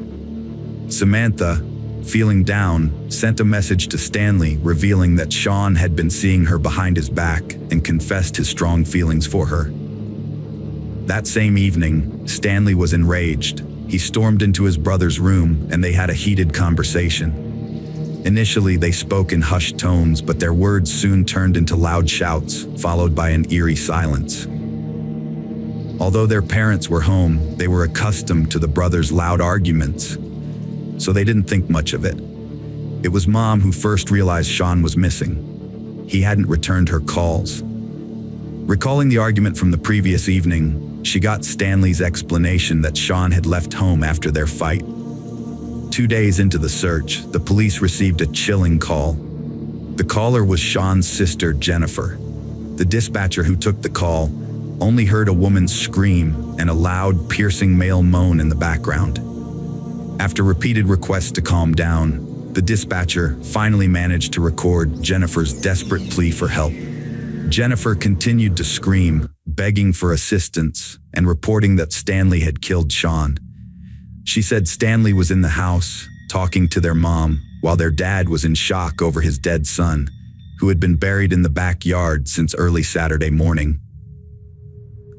The police officers arriving at the scene of the tragedy were met with a horrifying sight in the backyard of the house. Samuel was on his knees, his hands covered in dirt, as he frantically pulled his son's body out of the ground, screaming and desperately trying to clean the dirt off Sean's body. In an instant, a quiet neighborhood with well-manicured lawns, where the two young brothers would often wave to their neighbors, was transformed into a scene of violent tragedy. The once happy family, who had raised 2 sons, was now left with the traumatic memory of digging in the ground only to find one son's lifeless body and watching the other son being handcuffed and taken away. Stanley Eckhart was arrested on suspicion of premeditated murder. During his initial interrogation, he claimed that he had not intended to kill his brother. According to Stanley, He struck Sean on the head in a fit of anger, causing the fatal injury. After realizing Sean was dead, Stanley tied up the body and secretly buried it in the backyard to avoid disturbing his mother. Stanley's statement at the inquest seemed callous and calculating, contrary to his claim of being a loving brother. He said, "I buried him after all, that's what you do with dead people." In his defense, Stanley maintained that he covered up the incident to spare his mother the shock of learning about her son's death. He planned to rebury the body once his parents were no longer around. Stanley's behavior during the interrogation was inconsistent. At times, he broke down in tears, confessed to the crime, and expressed remorse, portraying the incident as an accident. However, he also displayed hatred towards Sean, speaking harshly and bitterly about his brother, whom he blamed for his troubles and for winning their mother's and Samantha's affections. On the same day, Stanley was arrested and charged with second-degree murder, with no chance of bail. 2 days later, Dr. Barbara Wolfe performed an autopsy on Sean's body and presented her findings to the court. Her forensic examination revealed that Sean had bruising on his neck, both under the skin and in the form of rope marks, indicating that his neck had been constricted to make breathing difficult. The autopsy concluded that Sean's death was caused by a head injury and asphyxiation. Assistant State Attorney Pete Mago carefully reviewed the case. The first hearing took place on February 25, 2011, presided over by District Judge Stephen Rushing. Stanley's parents, Donna and Samuel Eckerd, sat in the second row, weeping as they watched their oldest son being led into the courtroom in handcuffs. On April 9, 2013, the trial of Stanley Eckerd began in Hernando Court, presided over by District Judge Anthony Taddy. The defense team, led by attorney Alan Hunter, faced prosecutor Pete in the prosecution. The prosecution's main objective was to convince the jury that Stanley had carefully planned the crime, whereas the defense argued that the tragedy resulted from a spontaneous fight. In his closing statement, Alan Hunter appealed to the jury to consider Stanley's attempt to cover up the crime, allegedly driven by good intentions. Stanley Eckerd was charged with first-degree premeditated murder, which carried a mandatory life sentence if convicted. The verdict would determine his fate, with sentencing scheduled for May 13th. Alternatively, if convicted of second-degree murder, Stanley faced up to life in prison. Throughout the trial, Stanley maintained that he never intended to kill his brother 3 years prior, before burying him in the front yard of their house. Prior to the trial, Eckerd had rejected a plea deal from prosecutors, which offered to limit his prison sentence to 20 years in exchange for pleading guilty to second-degree murder. As the clerk read the verdict, Stanley remained stone-faced, his fate now in the hands of District Judge Anthony Taddy, who had presided over the 5-day trial. Samuel and Donna, the parents of the accused, wept quietly as the jury left the courtroom. Samuel's sobs soon turned to screams as numerous relatives gathered around him and his wife, Donna. The jury had found Eckerd guilty of second-degree murder, but didn't completely absolve him of guilt, as they believed that he didn't plan to kill 19-year-old Sean. The jury, consisting of 9 women and 3 men, reached this verdict after deliberating for approximately 2.5 hours. The Eckerd family maintained that they believed Stanley's account of the events that unfolded in the early morning hours of June 19, 2010. They also criticized the state attorney's office for filing charges against Eckerd. Later that day, Samuel Eckerd praised Chief Assistant Public Defender Alan Lanter for doing an excellent job. The family, however, questioned the appropriateness of the sentence and subsequently filed an appeal to overturn the verdict, which was denied. Samuel Eckerd expressed his surprise at the jury's verdict, stating that he couldn't understand how the jury reached a verdict of second-degree murder in about 2 hours. He added that despite that, their faith was not shaken. One undisputed fact that emerged during the trial was that after his brother's death, Stanley pulled his body out of Sean's bedroom window and buried it in a shallow grave in the backyard of the family's Spring Hill home. It was Samuel Eckert who discovered Sean's body 2 days later. Pete Magot showed the jury photos of Sean's body in a hole, highlighting the gruesome reality. He emphasized Stanley's inconsistent testimony, changing his story 6 times when questioned about his brother's death. Magot revealed Stanley sent fake messages from Sean's phone, pretending he was alive. After hours of questioning, Stanley finally admitted to killing Sean during a struggle, claiming he hid the body to protect their mother. Magot argued Stanley's manual infliction of injuries constitutes murder, citing testimony and statements about escalating tensions with Samantha Rowe. Stanley discussed revenge with his brother and friend, mentioning a method of killing, but this evidence was tenuous. Alan Lanter argued a crime requires intent, denied killing his brother, and cited the pathologist's testimony that Sean's death was likely caused by a combination of factors, including a head injury possibly sustained from a fall. Lanter reminded the jury of Donna Eckert's testimony about Sean's severe mood swings after his illness diagnosis. She also said his death was an accident. Lanter urged jurors to focus on the circumstances leading to Sean's death, not the disturbing photos or Stanley's decision to bury him. Stanley Eckert is not a murderer, Lanter said. The Eero parents were devastated, having lost 2 sons in one day. The brutal murder of an innocent brother is beyond comprehension. Hello friends, welcome to our channel. Today we're going to take a look at another horrible case with you. The case of Kendra Hatcher. Kendra Hatcher was born on February 3, 1980, in Springfield, Sangamon County, Illinois, to Reagan Hatcher and Bonnie Gibson Jameson Colley. Her parents divorced, and her mother later married Bruce Jimon. She had 3 sisters, Jamie Coleman Ashel Lepum, Melissa Jameson, and a brother, Neil Hatcher. Kendra grew up in Pleasant Plains, where she studied dentistry.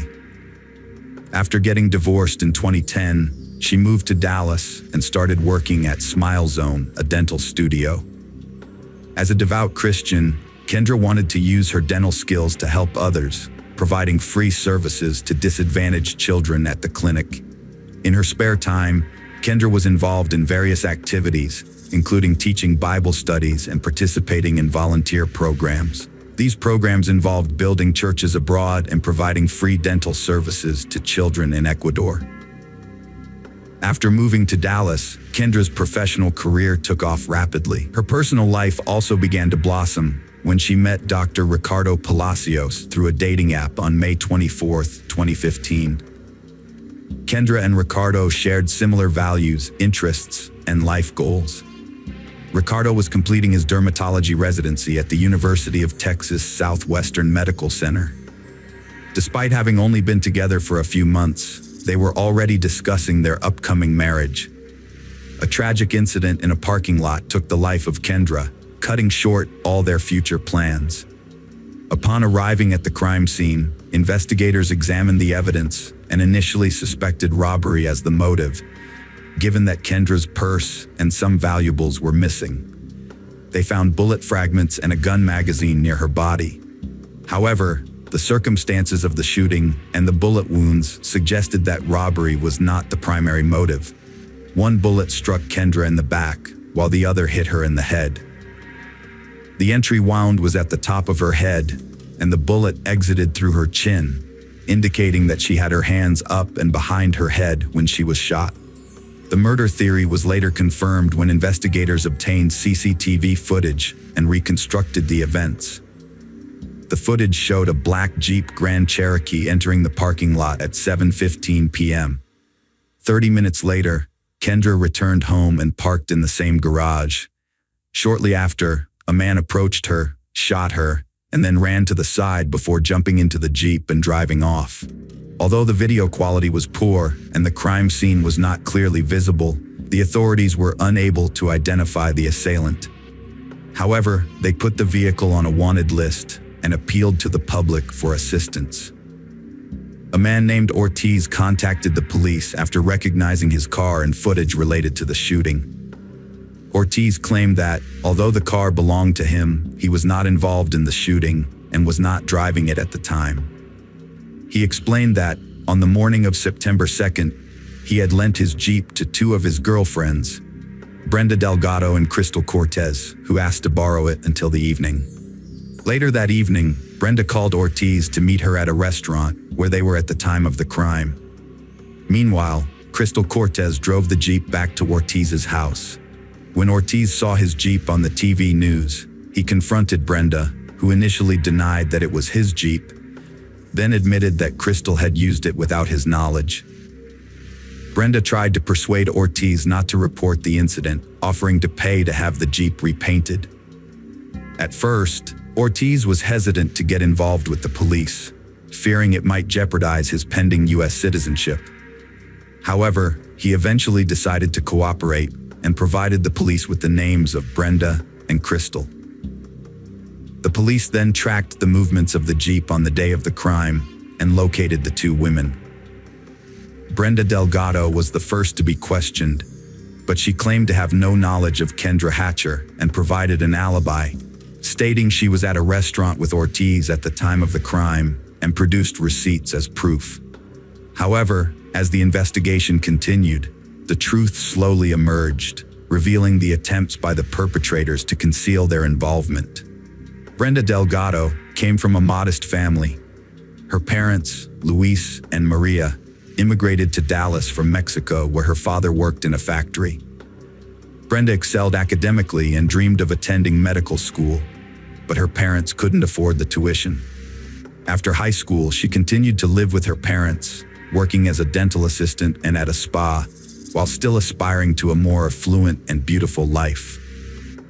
Brenda balanced her dental assistant job with spa work, where she whitened her teeth. In 2012, she fell for Ricardo at a Jennifer Lopez concert. 3 months later, she moved in with him. Ricardo was smitten, meeting her parents, and Brenda gushed about her love in a Facebook birthday post. Brenda discovered she was pregnant, but Ricardo convinced her to have an abortion, leaving her devastated. After recovering from the ordeal, Brenda focused on her career and her beloved Ricky. She enrolled in Stanford that fall. Although it seemed like Brenda had moved on from the breakup, she was still hurting. Her obsession with Ricardo intensified, and when Ricky posted a photo with his new girlfriend, Kendra, a model-like beauty, Brenda was consumed by dark thoughts. Those close to her claimed she fantasized about harming Kendra. Investigators suspected Brenda had a strong motive to harm her rival. Ricardo confirmed that Brenda Delgado was his ex-girlfriend, and they had an on-again, off-again relationship from 2012 to 2015. They broke up a few months before Ricky met Kendra. Despite this, Ricardo believed he and Brenda remained friends and didn't think there was any bad blood between Brenda and Kendra. The reconstructed events revealed a disturbing picture of how manipulative and ruthless an abused woman can be. Brenda Delgado concocted a sinister plan to win back her former lover, Ricardo, and eliminate Kendra Hatcher, the woman he had moved on to. Initially, Brenda posed as Ricardo's supportive friend, pretending to take an interest in his relationship with Kendra. Unbeknownst to Ricardo, she gathered information about their future plans, which he naively believed was genuine concern. After Kendra's death, Ricardo confided in Brenda via text message, pouring out his grief. Brenda feigned sympathy, offering to help him in any way possible. Unaware of her true intentions, Ricardo trusted her completely. What he didn't know was that Brenda had been secretly manipulating him for months. She had been snooping on his mail, learning about his plans with Kendra, including their travel arrangements.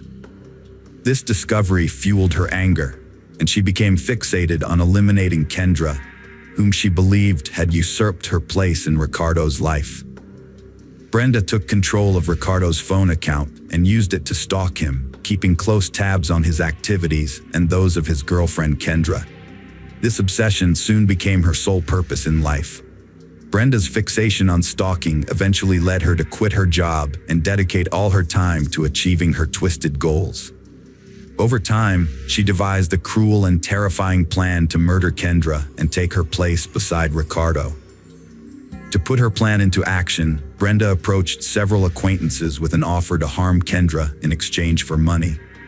She eventually found a 21-year-old single mother, Crystal Cortez, who was struggling financially and willing to assist her. Crystal recruited a perpetrator, Christopher Love, who agreed to commit the crime. Brenda paid Crystal $500 and provided her with illegal substances, which Crystal then passed on to Christopher.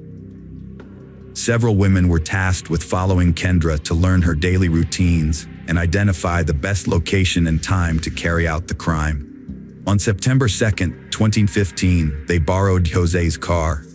Crystal and Christopher lay in wait for Kendra in the parking lot, but lost their nerve and didn't follow her home from work due to fear of getting stuck in traffic. Later that evening, they finally carried out their sinister plan and were rewarded for their efforts. A few days after the crime, Crystal Cortez and Christopher Love were arrested. They both denied any involvement in the crime and claimed they were not at the scene. However, when the police found the murder weapon in the car, Love's story fell apart. Meanwhile, Crystal's alibi was inconsistent and confusing. At first, she claimed she was driving in the parking lot because an armed carjacker had taken over her SUV and forced her there. She even falsely stated that her young son was with her, but surveillance cameras showed no evidence of a child. As the investigation continued and more evidence emerged, Crystal changed her story again, this time offering to cooperate with the police in exchange for a reduced sentence. She implicated Brenda, claiming that she was the mastermind behind the crime and that they had been planning it for 2 weeks. According to Crystal, Brenda's obsession with winning back her ex-boyfriend, Ricardo, drove her to despise Kendra, whom she believed had taken her place. Brenda had pretended to be happy for Ricardo, but her life was actually unraveling. According to Crystal, Brenda decided to get rid of Kendra Hatcher at this point. In Crystal's testimony, she detailed how Brenda devised a plan to kill Kendra, enlisting her support. Brenda and Crystal started formulating a plan to kill Kendra, meeting several times and developing multiple plans. Initially, they planned to inject Kendra with illegal substances or sedatives and then dispose of her body. However, to avoid suspicion, Brenda needed a reliable enforcer and began looking for one. They drove around rough neighborhoods, asking people if they could help, which led them to Christopher Love, who agreed to help and participated in deciding the method of the crime. The three of them decided that shooting Kendra would be the quickest way to kill her. Crystal cooperated with authorities, revealing September 2nd wasn't a random choice. Brenda knew Kendra and Ricardo were going to Mexico, so they decided to kill Kendra before their trip. They wanted it to look like a botched robbery. Brenda and Crystal tracked Kendra's movements for days, noting her activities minute by minute. They traced her route home and entered the apartment complex's parking garage on September 1st, 2015, to set up the crime. Brenda and Crystal made a final check on the day of the crime. They picked up the Jeep and Christopher, dropping Brenda at the library to establish an alibi. Crystal and Christopher waited near Kendra's apartment, then followed her, losing her in traffic. They waited at her house, and when she arrived, Christopher shot her. Crystal claimed she didn't see it but heard the shot. She drove Christopher home, picked up her son, and returned the Jeep to Jose. Brenda's plan had finally come to fruition. She had eliminated her rival, and all she had to do was wait for a message from her beloved Ricardo. Brenda was thrilled to have committed the perfect crime. However, Crystal's subsequent confession and testimony against Brenda left no doubt about her guilt, and a warrant for her arrest was promptly issued. When the police arrived with the warrant, Brenda was no longer at home, having fled to Mexico using her dual citizenship. Brenda's involvement in a contract killing came to light after she fled, and on April 6, 2016, she was placed on the FBI's wanted list. With a $100,000 reward offered for information about her, she became the 9th woman to ever be listed among the most wanted fugitives, and the only woman on the list at the time. However, her freedom was short-lived, as she was apprehended just 2 days later in Torreon, Coahuila, by Mexican authorities, who extradited her to the United States on October 6, but only on the condition that she would not face the death penalty. Brenda was charged with capital murder in the U.S. At her 2017 Texas trial, relatives of Kendra and Ricardo spoke out. Witnesses testified, confirming Brenda's intentions and obsession with her ex. Her cousin Moses revealed Brenda's depression and her attempt to hire him to hurt Kendra. Brenda was obsessed with Ricardo, said friend Jennifer Escobar. Brenda read Ricardo's emails, tracked his movements, and had his house key and bank access. She asked Jennifer to kill or disable Kendra Hatcher, offering $2,000, a car, and drugs. Jennifer refused after consulting her parents. In court, multiple people who knew Brenda testified about her obsession, and it was established that Brenda had a motive to want Kendra dead. She viewed Kendra as an obstacle to getting what she wanted, specifically reuniting with Ricky. In the months leading up to Kendra's death, Brenda's obsession grew increasingly intense, as corroborated by evidence presented in court. This evidence included an ATM withdrawal receipt for $500, which Brenda later gave to Crystal as payment for her role, as well as a $600 cash payment received by Christopher Love. Furthermore, cell phone records revealed that Brenda, Crystal, and Christopher were together before the crime, with over 99 calls exchanged between Brenda and Crystal between August 22nd and September 4th, demonstrating their frequent communication to discuss the plan to kill Kendra Hatcher. Despite an alibi and receipts showing she was at a restaurant, the jury quickly found her guilty of Kendra Hatcher's murder. Delgado was sentenced to life without parole. Crystal Cortez, who cooperated with the investigation and pleaded guilty, received a 35-year prison sentence with parole eligibility. The Hatcher family expressed satisfaction with the court's decision and quietly left the courtroom following the verdict. On the other hand, the Delgado family, who knew Brenda as a loving daughter and woman with strong Christian values, refused to believe she was involved until the end. Hello friends, welcome to our channel. Today we're going to take a look at another horrible case with you. The case of Borden family. Michael and Catherine met in school, bonding over homework and walks. They became inseparable friends, sharing secrets and learning from each other. Their friendship blossomed into romance, and Michael eventually asked Catherine on a date, declaring his love. They got married in a beautiful ceremony, vowing to love each other through life's ups and downs. After 10 years, the Borden family moved to Lititz, Pennsylvania, a peaceful town founded by the Moravian Church in 1756. The town's faithful residents, including Amish families, sought refuge from modern chaos, living simply and avoiding modern tech. The devout Bordens chose Lititz for its ideal setting to raise children, surrounded by calm and serenity. Michael was an active member of the local church community, where he taught Sunday school lessons. His wife Catherine managed the household and supported him in his community work. While he focused on spiritual growth, Michael also worked as a manager at a printing company to provide for their everyday needs. Over time, they had 5 children, 3 boys and 2 girls. Large families like theirs were common in Lititz, where parents hoped to protect their children from the outside world's hardships and dangers. Regular church attendance, youth groups, and homeschooling were a big part of family life. Interactions between families were mostly limited to religious gatherings and celebrations. Michael and his wife built a peaceful home life, raising their kids in faith and discipline. When their eldest sons left for university, the 3 younger kids continued homeschooling, pleasing their parents. Neighbors and friends praised the kind, responsive, and interesting kids: Kara, Caitlin, and Daniel. Kara, the eldest daughter, challenged traditional values in her teens. Despite her dad's disapproval, she joined the soccer team, snuck out to discos, and did forbidden things. Her dad was troubled, and talks often ended in arguments and her running away. Kara sought romantic relationships and showed interest in boys. In 2005, David, 18, and Kara, 14, connected at a homeschooling support group. They formed a close bond, hiding it from their parents, and used social media to exchange messages, pouring their hearts out. They crafted coded messages to keep their communication private. Kara and David's letter exchange wasn't enough, so they secretly met in person. At first, they took innocent walks, but their friendship blossomed into romance. They snuck out to discos, spending nights together.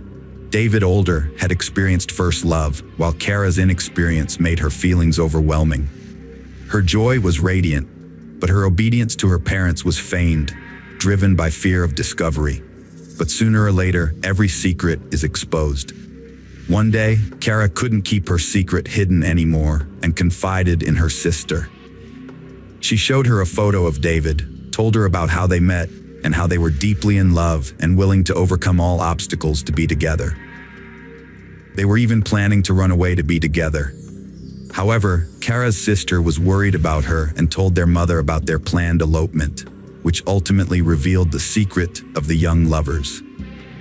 One early morning, Kara snuck back home, feeling elated after her date with David. But her mother was waiting in her room, clearly aware of her secret. At breakfast, Kara's parents forbade her from seeing David, deeming him unsuitable due to their concerns about violence and drugs. Angry and disappointed, Kara's father grounded her. That night, Kara spent her free time at David's house. At 5:30 a.m., David drove Kara back to her neighborhood and dropped her off near her house. They agreed that once Kara was safely back in her room, she would send him a text message to let him know she was okay. However, the message never came. David tried calling her home phone several times and sent her a few messages on social media, but he didn't hear back from her. An hour later, Kara finally got in touch with him, explaining that she had gotten caught by her parents and asked him to come over so they could talk to him. David arrived on time, but Kara's parents were fiercely opposed. Her dad forbade David from seeing Kara, deeming her too young for a relationship. David's declarations of love fell flat, with her dad threatening to call the police if he saw them together again. The emotional confrontation ended with Kara grounded and David leaving, feeling rejected and heartbroken for the first time. The lovers' separation was agonizing. They devised a plan to deceive everyone by pretending to break up while secretly continuing their affair. In public, they convincingly played the part of former lovers, not even greeting each other. Kara's parents were convinced they'd protected her from a youthful mistake. However, David missed Kara terribly, often reading Shakespeare and imagining openly serenading her like Romeo. David Ludwig took drastic measures by calling Kara's home to request a meeting with her father, Michael. On November 13, 2015, the young man arrived at the Borden residence, determined to discuss their plans to get married. Ludwig confessed his love for Kara and their intentions to Michael, but he received a dismissive response, saying it would never happen. Prepared for this reaction, Ludwig, fueled by anger, pulled out a handgun and shot Michael in the back as he walked towards the front door. Next, he targeted Kara's mother, Catherine, shooting her while she sat in a chair. Ludwig then searched the house for Kara, calling out her name, but she was nowhere to be found. He got into his car, started the engine, and began to drive away. That's when he spotted Kara running down the road towards him. She got into the car, expressing her desire to escape and start a new life with David. They fled the city in David's red car, leaving the chaos behind. Kara Borden was missing for 24 hours after her parents, Michael and Catherine Borden, were found dead. Investigators reviewed surveillance footage, which led them to track the teenagers. The footage also showed that Kara didn't resist and had willingly gone with David Ludwig. As a result, the charges against Ludwig for abducting Kara were dropped. Alerts were issued to police across the East, including in Pennsylvania and Indiana, as the couple was spotted heading west in a red Volkswagen Jetta. On Monday morning, authorities received a tip about a vehicle matching the description parked near a truck stop outside Fort Wayne. Police rushed to the area, but the car was already gone. State police were alerted, and they spotted the car around noon on Interstate 70 in Belleville. David Ludwig got onto the interstate, leading police on a high-speed chase at 90 to 95 miles per hour on a two-lane highway. According to State Trooper David Couch, who was involved in the pursuit, Ludwig drove extremely recklessly and dangerously, causing multiple accidents, much like in an action movie. The district attorney announced that, despite the initial kidnapping charge being dropped, they would still face charges for the brutal murder of Michael and Catherine Borden. David Ludwig and Cara Beth Borden went on the run following the tragic incident, evading authorities for approximately 28 hours before being apprehended in Indiana. While Cara Beth was not charged with any crime, David Ludwig was detained without bail, facing charges of murder and abduction. In the aftermath, Cara was taken in by relatives and church members for care. David Ludwig was arrested on November 14, 2005, following a high-speed chase that ended with his vehicle crashing into a tree. He was charged with the murder of the Bordens, a crime allegedly committed after a prolonged dispute. Ludwig confessed to 2 counts of intentional harm, stating that he had deliberately intended to shoot the Bordens if they got in his way, and that he did so. During a search of his vehicle after his arrest, no weapons were found. However, when the police searched his home, they discovered an arsenal of 54 firearms, which belonged to his father, a hunter who had taught Ludwig how to handle weapons. The police also found an 18-minute video on a laptop in his home, which showed Ludwig discussing plans to invade another family's home, armed with weapons. The plan was abandoned due to the presence of too many cars. Although the police declared Cara Borden a victim in the case, Ludwig claimed that surveillance footage from various stores along their route would prove that she was not abducted. He did not resist extradition to Pennsylvania, and a judge ordered him held without bail. Ludwig was not represented by an attorney during the charge presentation, and a preliminary hearing was set for November 23rd. The trial of Ludwig, who was responsible for the deaths of 2 adults in front of their children, was brief, as detailed in court documents. Caitlin, Cara's 13-year-old sister, told investigators that her parents were killed after arguing with David Ludwig for about an hour. According to Caitlin, Ludwig shot her father, and she then ran to the bathroom where she heard a second shot, which likely killed her mother. Afterwards, Ludwig ran through the house, calling out to Cara. In June 2006, David Ludwig agreed to a plea deal with District Attorney Donald R. Totoro, who had originally sought the death penalty. As a result, Ludwig pleaded guilty to 2 counts of first-degree murder, among other charges, and was immediately sentenced to 2 consecutive life sentences of 9.5 to 19 years. He was also ordered to pay $125,000 in restitution. Since 2006, Cara Borden has been under guardianship, represented by legal counsel. In November 2005, it was reported that the charge of abduction against David G. Ludwig was dropped. The court concluded that Cara had voluntarily left with Ludwig, as supported by written statements. Ludwig's lawyer claimed that Cara had accompanied David voluntarily during their journey through 3 states, and surveillance footage showed that she had multiple opportunities to escape. Cara herself admitted that she had run after Ludwig as he left her house. Cara Beth Borden was identified as a victim in this tragic situation, and as a result, the Lancaster County District Attorney did not file criminal charges against her. This decision was influenced by her actions during the investigation and the digital evidence collected from emails, blogs, and texts exchanged with Ludwig. A memorial service was held at Lancaster Bible College, where Cara Beth, surrounded by her siblings, mourned the loss of her parents. As a sign of respect and remembrance, the neighborhood adorned their mailboxes with white ribbons. This tragedy left 5 children without the guidance and love of their parents. David Ludwig was transferred to Indiana's State Correctional Institution at Pine Grove to serve his life sentence for murdering his girlfriend's parents. He was chosen for the prison's youthful offender program, designed for inmates 15 to 20, which focuses on teaching self-responsibility, discipline, and respect for others. David Ludwig, now 37, is serving 2 life sentences for fatally shooting Michael and Catherine Borden in 2005 after they barred him from seeing their 14-year-old daughter. He cited the 2012 U.S. Supreme Court ruling against life imprisonment for minors, but the PA Supreme Court denied his petition, agreeing with a lower court that he's not entitled to same consideration since he was 18 at the time. David Ludwig will spend life in prison. The community struggled to understand how well-raised kids committed evil. Despite Christian homeschooling, tragedy struck, leaving questions if parents overlooked or failed to convey values. Hello friends, welcome to our channel. Today we're going to take a look at another horrible case with you. The case of Yvonne Baldelli. Yvonne Baldelli was born on June 30th, 1969, in a small town in Southern California.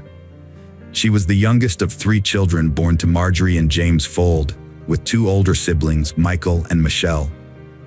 Yvonne was especially close to her sister Michelle from a young age. Tragedy struck when Yvonne was 13, with the loss of her mother after a long illness. Her father James remarried a year later to Lillian, who turned out to be a kind and caring stepmother. Yvonne and her siblings developed a wonderful relationship with Lillian, who treated them as her own. Yvonne pursued a good education and experimented with various career paths, but her true passion lay in fashion design. She dreamed of turning her hobby into a successful business. However, her personal life was marked by misfortune.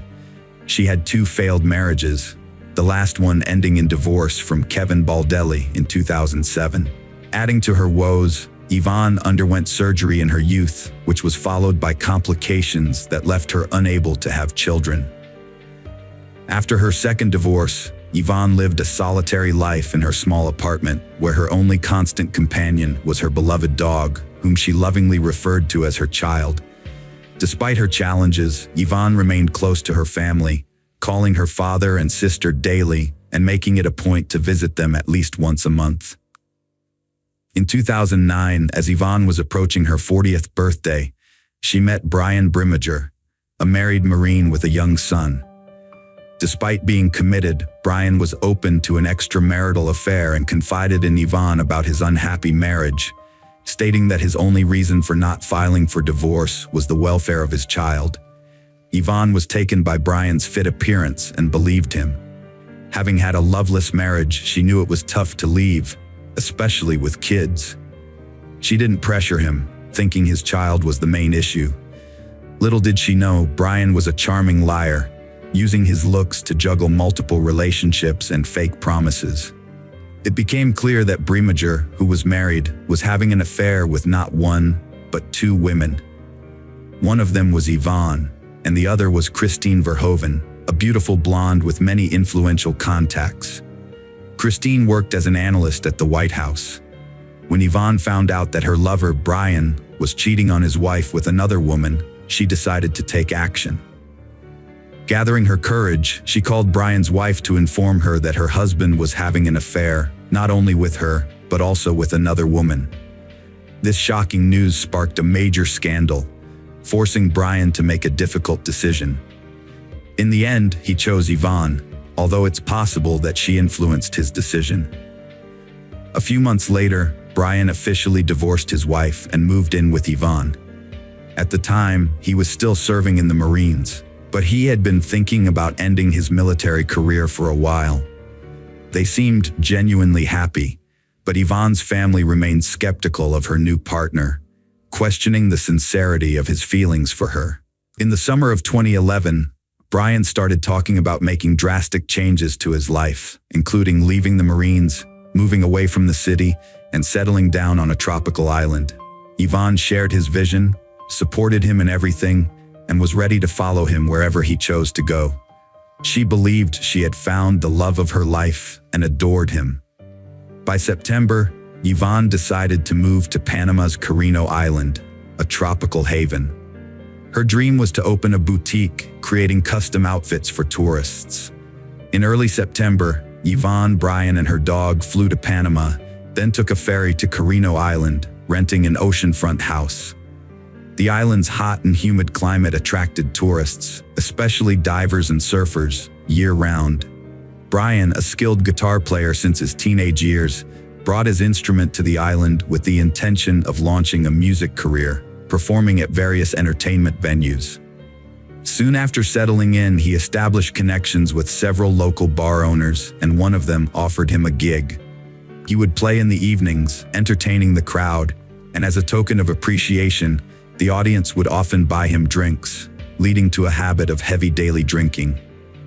Yvonne's business, on the other hand, struggled to take off, with sluggish sales and meager profits.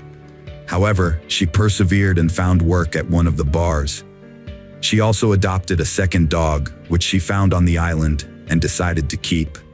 She maintained daily contact with her sister Michelle Valenzuela, sharing every detail, but her messages became increasingly brief and somber, causing concern among her family.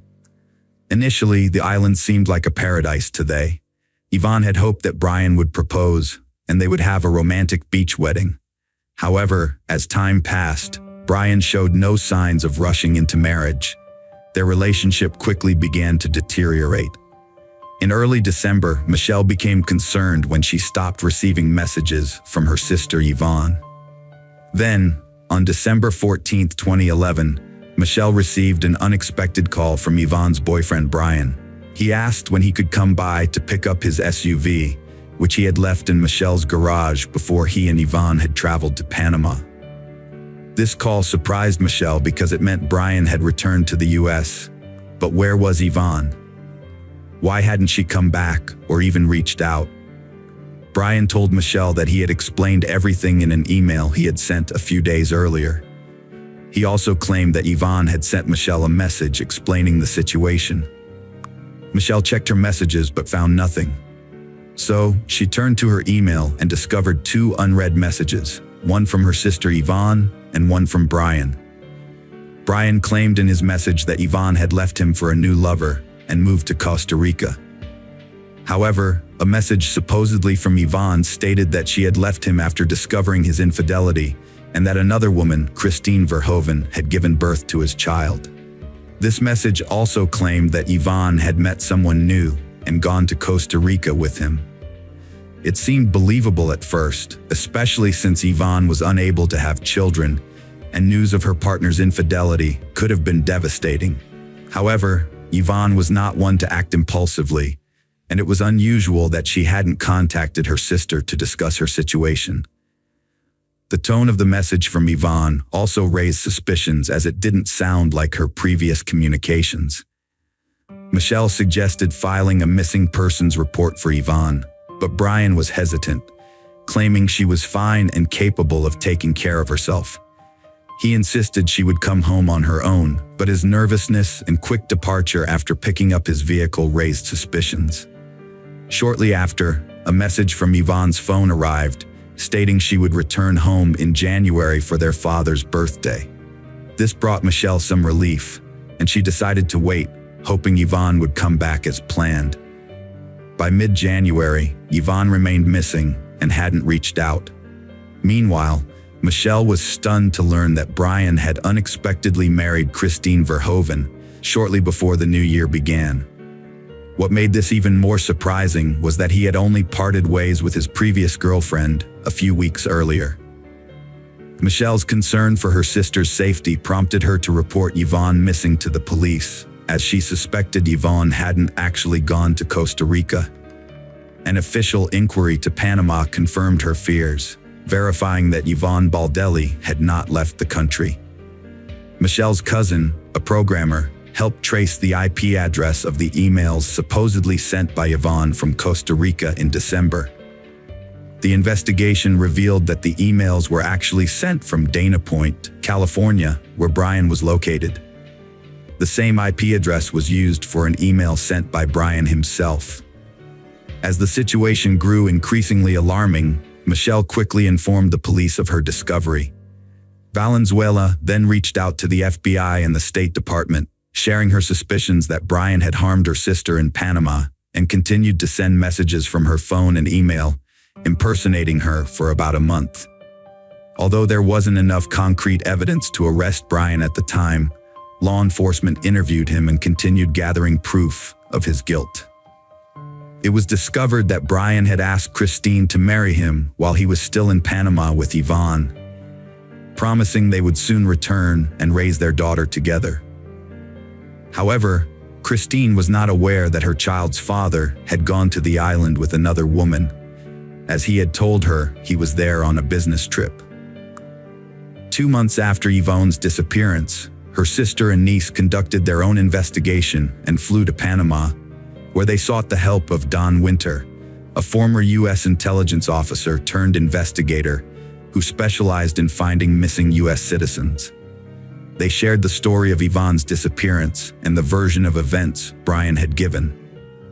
After listening to them, Winter immediately expressed his concern that the chances of Yvonne being alive were low. With his extensive experience in such investigations and using his connections, Winter decided to pressure the Panamanian government and publicize the case, turning Yvonne's disappearance into international news. A press conference was also organized, which included Yvonne's family members. After arriving in Panama, Yvonne's father, stepmother, brother, and several other relatives and close friends joined the search for Brian Baldelli and assisted in the investigation. Together, they thoroughly searched the tropical island of Carino, but found no trace of him. The dense undergrowth and swampy marshes, which were home to a wide variety of wildlife, hindered their search efforts. The family also questioned the island's residents about their knowledge of Brian and Yvonne and what they could reveal about the couple's behavior. It became clear that Brian and Yvonne had been drinking excessively and frequently got into loud public arguments, disregarding those around them. Almost daily, they were seen in bars, drinking and arguing. Moreover, people began to notice bruises and scratches on Yvonne's face and body, and she rarely removed her sunglasses, seemingly to conceal the bruises under her eyes. The landlord of the house they rented confirmed that neighbors regularly complained about the noise, screams, and cursing coming from their residents. Meanwhile, FBI agents brought in a specialized team of divers to search the waters surrounding the island for potential evidence or remains of the missing woman. Unfortunately, these searches also yielded no results. From the start, Brian was the main suspect in the case, but there was no solid evidence to charge him with. He repeatedly denied any involvement, sticking to the same story that his ex-partner Yvonne had run off with another man. It wasn't until September 21, 2012, that Brian was finally questioned by the police and a search of his home was conducted. At that time, his wife Christine was at work and Brian was unemployed, staying at home to take care of their child and enjoying his favorite hobby, playing golf. Brian claimed Yvonne left him after discovering his child with another woman, but became anxious when police found Yvonne's laptop on his table. The laptop had messages sent after she supposedly left, including a photo of Yvonne with a bruise and a conversation between Brian and his mistress about their secret affair. The search history showed queries about cleaning bloodstains and removing blood from a mattress. These pieces of evidence were significant but circumstantial, as neither Aon's body nor a mattress with bloodstains was found. The fact that Brian had been sending messages pretending to be Aon didn't definitively prove his guilt. However, a discovery by Don Winter shed more light on the case. Before leaving Panama, Brimminger had sold a machete he owned to a buyer online. During their conversation, he jokingly said he had used the weapon once to finish off a stripper. Although the machete was seized for examination, it didn't initially yield any conclusive evidence. The long-awaited arrest was still pending. Meanwhile, the police had overlooked a crucial detail: Yvonne's bank card, which Brian used after her disappearance to make it seem like she was still alive. Before returning to the U.S., Brian went to Costa Rica and used the missing woman's card a few times, creating the illusion that she had fled there. He paid for his tickets in cash and withdrew money from different locations in San Jose, eventually draining the card before discarding it. However, Brian didn't realize that he was caught on surveillance cameras at the ATMs. In July 2013, a year and a half after the woman vanished, her relatives, armed with evidence collected by the police, FBI agents, and Don Winter, finally succeeded in getting Brian arrested. At first, he was held on charges of lying and obstructing the investigation, as there wasn't enough evidence to charge him with anything more serious at that time. By then, Christine had given birth to a second son just a week before his arrest, making Brian a father for the second time. The authorities tried to have an open conversation with the suspect, offering him the opportunity to admit to the crime and reveal the location of Yvonne's body. However, Brian consistently denied any involvement.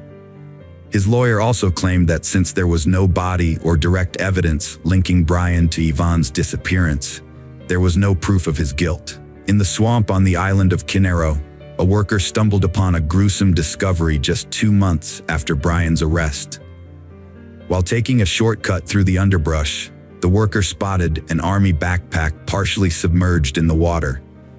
Curious about what might be inside, the worker opened the bag, only to be met with horror at the sight of a human skull.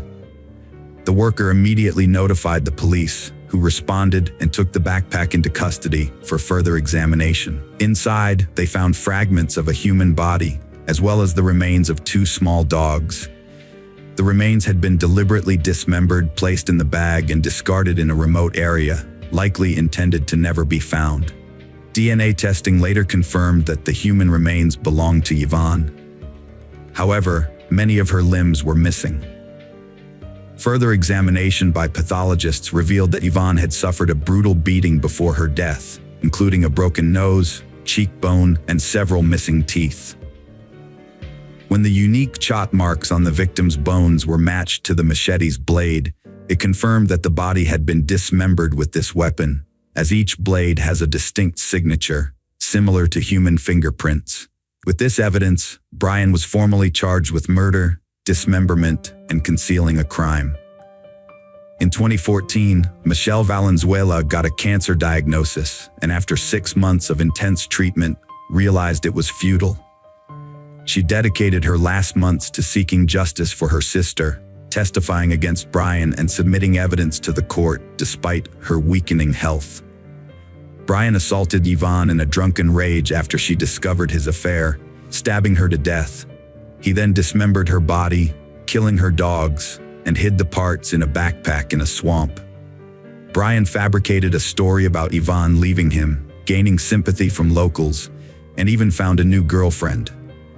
However, during the trial, his girlfriend testified against him, and he was forced to admit his guilt, claiming self-defense despite evidence showing he was fully aware of his actions. In the spring of 2016, Brian was convicted of manslaughter and sentenced to 26 years in prison, with eligibility for parole in 2035. At sentencing, credit was given for his prior service in the Marines, which spared him from a life sentence. Meanwhile, Brian's wife, Christine Verhoeven, maintained her husband's innocence and pledged to stand by him no matter what. Hello friends, welcome to our channel. Today we're going to take a look at another horrible case with you, the case of Anna Walsh. Anna Luic, later known as Anna O'Neill, was born on April 18, 1983 in Belgrade, Serbia. She grew up in a cultured family with her younger sister. At the 5th Belgrade Gymnasium, Anna excelled as a standout student. She then attended Belgrade Research University, the most historic and expansive university in Serbia. Anna pursued foreign languages, earning a master's degree in French language and literature at 22. With her diploma, Anna sought a new chapter in the United States, fully supported by her family. In 2005, she settled in the U.S., aiming to further her education in hospitality management. She took administrative roles at prestigious hotels, including the Inn at Little Washington in Virginia. Anna's warm approach, sense of duty, and conflict resolution skills quickly earned her respect from peers and supervisors. Multilingual and charming, she formed connections easily. Beloved by colleagues and friends, Anna seized every chance to shine. She became a U.S. citizen, retaining her Serbian nationality, and enjoyed a high income, investing in property and a car. Her travels further broadened her horizons, and her career flourished, leading to a promotion to senior manager. Anna's captivating qualities, including her intelligence, beauty, slender physique, and radiant smile, drew in numerous admirers. While working at the Wheatley Hotel in Lenox, Massachusetts, she met and fell in love with Marcus O'Neill, the hotel's head chef. Their romance ultimately led to their marriage in 2009, at which point Anna took her husband's last name. Born in July 1975 in Boston, Massachusetts, Brian Paul Walsh came from a prominent, wealthy, and respected family. As a young man, he would frequently borrow money from friends, only to fail to repay them. During his college years, he would invite friends to dine at upscale restaurants, then use various tactics to manipulate others into covering his share of the bill. Brian was estranged from his father, Dr. Thomas Walsh, for many years until the elder's death in 2018. The estrangement dated back to when Brian fraudulently withdrew nearly $1 million from his father's personal account and disappeared with the money.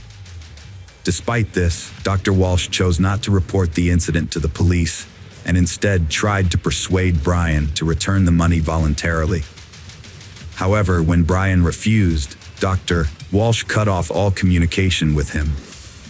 By the time of the theft, Brian's parents had already divorced and his father had started a new family. In response to Brian's actions, Dr. Walsh decided to remove him from his life and will. After Dr. Walsh's passing, Brian reappeared and filed a lawsuit claiming that the will was forged by the doctor's widow and younger children to deny him his rightful inheritance. However, Brian was unable to prove his claims and received no part of the estate. Those who knew Brian described him as greedy, malevolent, and cruel, with a tendency towards violence and a lack of emotional control. He often relied on force to achieve his goals and became dangerous during bouts of anger. In the late 2000s, Brian received treatment in a psychiatric clinic to address his rage issues, during which he was officially diagnosed with sociopathy. Brian and Anna first met in 2014 when Anna was working as a senior reservation manager at the Wheatley Hotel in Massachusetts. At the time, she was married to Marcus O'Neill, who was also employed at the hotel. Brian, who was a guest at the hotel, was immediately drawn to Anna's charm. Despite knowing she was already married, Brian continued to show her increasing attention, which eventually became insistent. Used to getting his way, Brian persisted in pursuing Anna, even after she rejected him. He managed to get her phone number and home address where she lived with her husband and began to harass them relentlessly. In 2015, the Anna were forced to seek police protection from Brian's constant harassment, which continued day and night. Brian would show up at Anna's workplace, call her at home, and send her messages, demanding she leave her husband for him. The situation took a dark turn when Brian threatened to harm Anna and her husband if she didn't comply with his demands. What triggered Anna's change of heart remains unclear, but a year after seeking police protection, she unexpectedly divorced her husband. Months later, Brian became her second husband. They settled into a luxurious home in Casson, Massachusetts, an upscale neighborhood about 20 miles southeast of Boston. They had 3 sons in quick succession, with the boys being 2, 4, and 6 years old at the time of Anna's disappearance. Despite having a demanding job, Anna successfully balanced her career with motherhood, never taking maternity leave. She became the regional general manager at Tishman Speyer, a real estate company, earning a high salary and becoming the primary breadwinner for the family. Due to her frequent business trips to Washington, D.C., she also bought a second home in her name, where she stayed during these trips. To help take care of their children during her absences, Anna relied on visiting nannies. Meanwhile, Brian was unemployed while his wife was building their family and advancing her career. He had spent most of the $1 million he had taken from his father, and all of Anna's acquisitions were registered in her name. As a result, Brian was actively searching for ways to generate effortless income. Before marrying Anna, Brian had formed a connection with a wealthy individual in South Korea, whose family possessed an impressive art collection. After returning to the U.S., Brian maintained this connection and was unexpectedly asked by his friend to assist in selling several Andy Warhol paintings. Instead of just earning a commission, Brian decided to profit from the transaction. He gained access to a series of abstract Warhol paintings titled Shadow and appraised each one, obtaining authenticity certificates. Then, he created copies of both the paintings and documents. Brian found artists who could create precise replicas, convincing them he needed backups, since each original was worth around $250,000. For several years, he successfully sold fake paintings as originals to collectors worldwide. However, one buyer, an expert in Andy Warhol's work, quickly identified a forgery and sued Brian. The FBI investigated, and in April 2021, Brian pleaded guilty to selling counterfeit art. He was placed under house arrest after his lawyer negotiated a deal, requiring him to return the proceeds to the buyers and avoid prison time. Brian was under house arrest, but he was allowed to leave his house twice a day for specific activities. He could drive his children to and from school and had a 2.5-hour window in the morning to visit a limited list of approved places in his neighborhood, such as stores, pharmacies, and dry cleaners, to buy essential items. On December 31st, 2022, Mrs. Anna Walsh mysteriously disappeared. The Walsh family had planned to celebrate New Year's Eve together at home, just the five of them, Anna, Brian, and their three young sons. After the boys went to bed early, Anna and Brian stayed at the dinner table. That evening, Anna posted a message on social media, wishing everyone a happy new year, and hinting that the past year had been tough, but she and Brian were still together. Anna was scheduled to fly to Washington, D.C. for work on January 3rd, but when she failed to show up, her employer Tishman Speyer reported her missing to the police on January 4th. Brian also reported her missing, worried that he hadn't been able to contact her for days. According to Brian, he last saw Anna on January 1st when she woke him up early in the morning, claiming she had to go to work due to some issues and her boss had asked her to come in earlier than planned. He believed she then headed to the airport with only a few belongings. However, several inconsistencies in the case soon arose. For instance, Anna had not bought, changed, or reserved a flight ticket for January 1st, and she had not canceled her scheduled flight for January 3rd.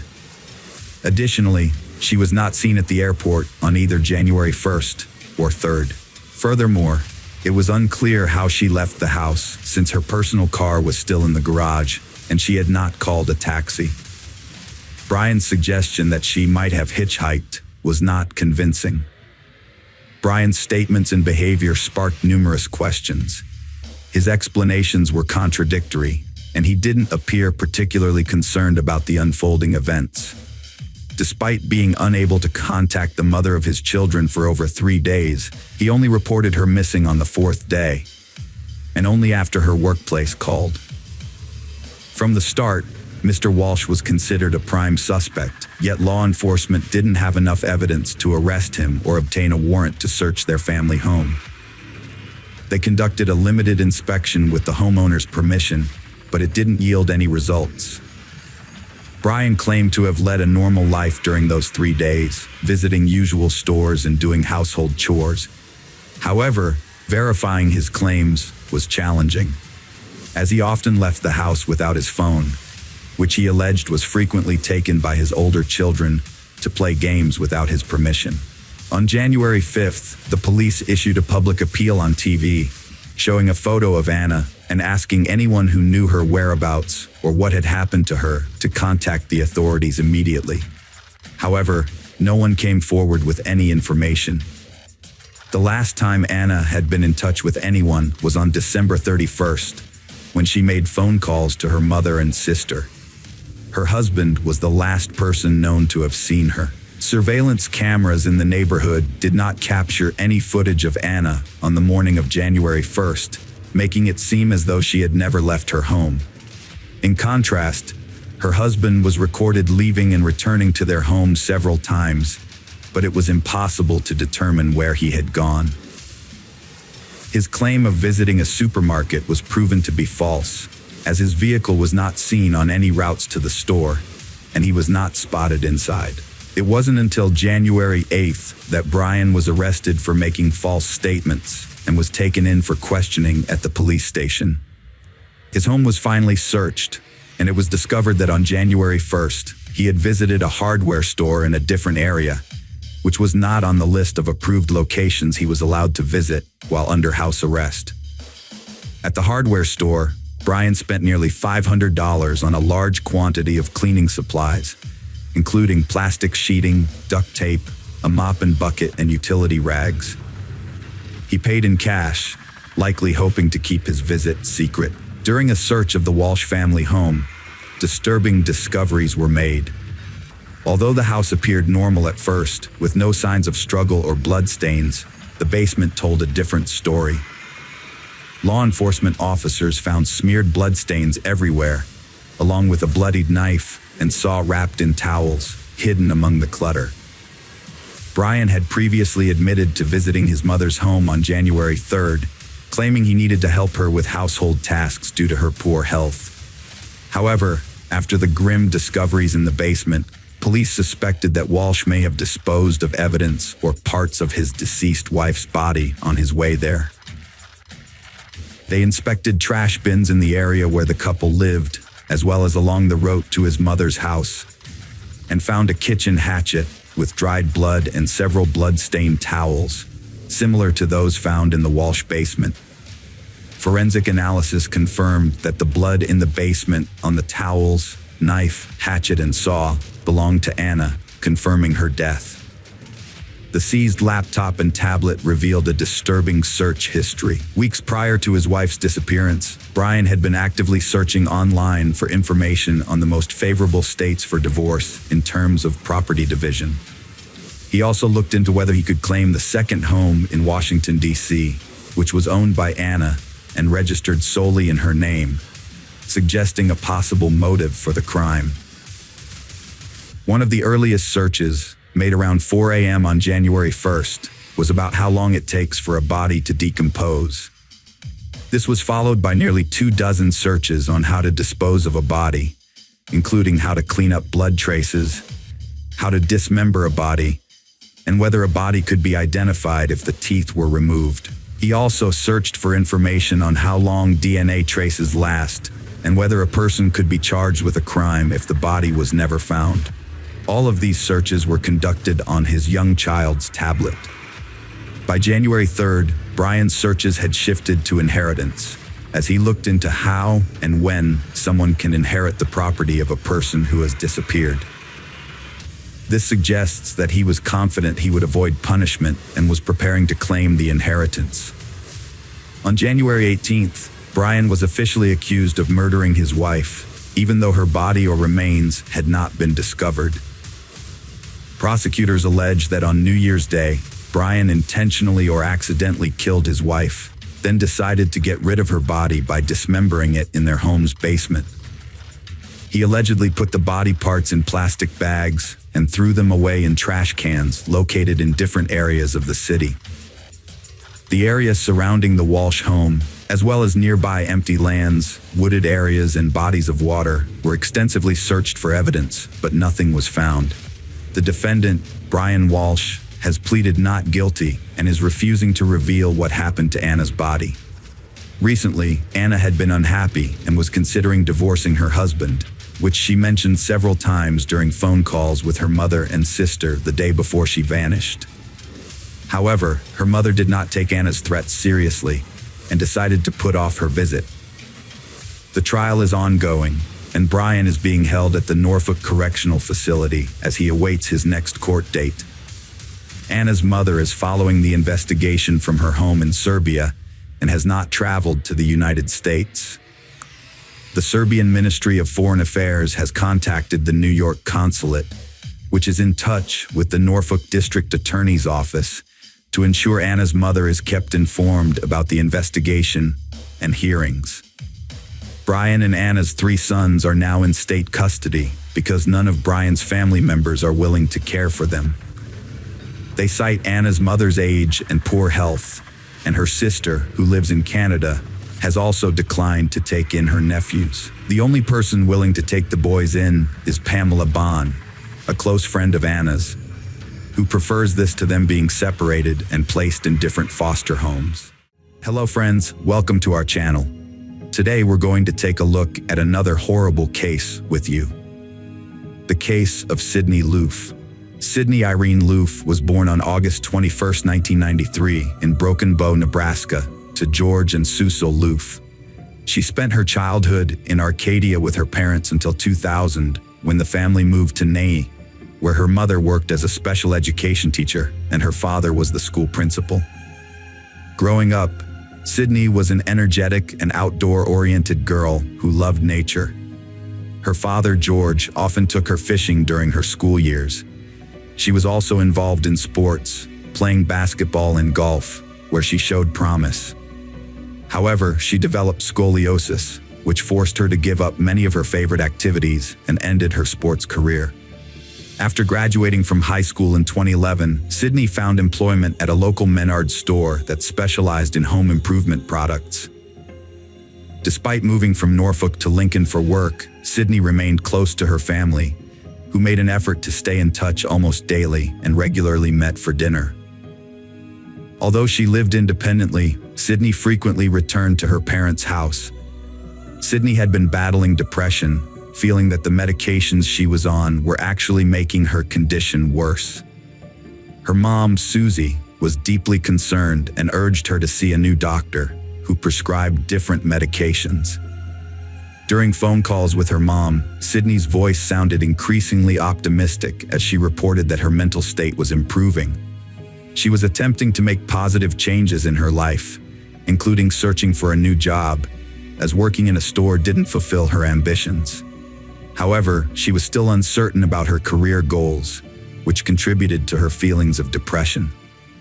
By November 2017, Sydney's mental health had taken a turn for the worse, leading her to take antidepressants and occasionally smoke marijuana. Despite her family and friends offering support, she yearned for romance and love. As a young modern woman with an interest in the same gender, Sydney sometimes turned to social media to find potential dates. To expand her social circle and find a friend, she used Tinder, a popular dating app.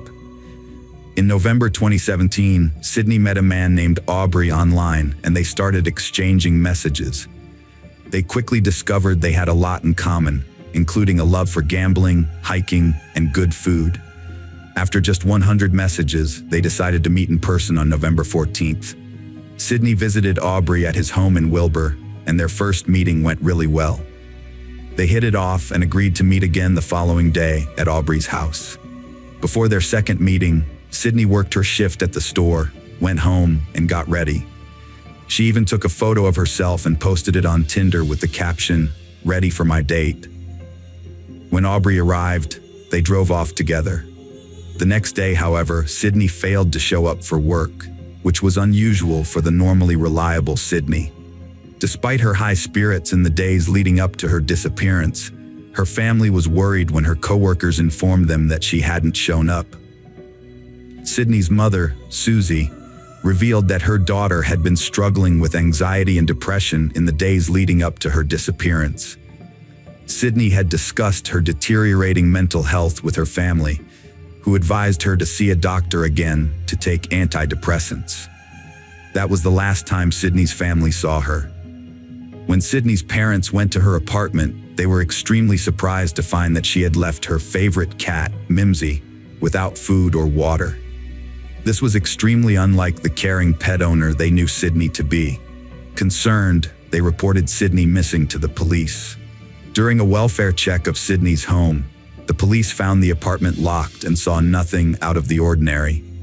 However, the family remained adamant that something was wrong, and the police took their concerns seriously. On November 16, 2017, Sydney Loof was reported missing after failing to arrive at her workplace, the Menards store showroom on 27th Street in Cornhusker Highway. Sydney had a spinal condition that affected her gait, making her stand out in a crowd. At the time of her disappearance, she was wearing a white Columbia brand jacket and a cream-colored shirt. According to her parents, Sydney told her friend on Snapchat on Wednesday morning that she had gone on a date with a man she met online the previous night and planned to meet up with her again that evening. Her car was found in Northeast Lincoln, and police conducted interviews, searching for any leads that could help locate Sydney. A massive search effort was launched to find Sydney, featuring highway billboards with her photo and a televised manhunt. Susie remained adamant that something had happened to her daughter after her date. To support her claim, she shared a screenshot of a Snapchat post by Sydney, captioned, "Ready for my date." Sydney's friends confirmed that she was planning to meet a woman named Aubrey, whom she met on Tinder. During the investigation, police examined Sydney's phone records and surveillance footage from her workplace, which led them to identify a key person of interest. They traced Sydney's last phone signal to a cell tower in the Wilbur neighborhood, likely close to Aubrey's residence, although they had no information about Aubrey's identity at the time.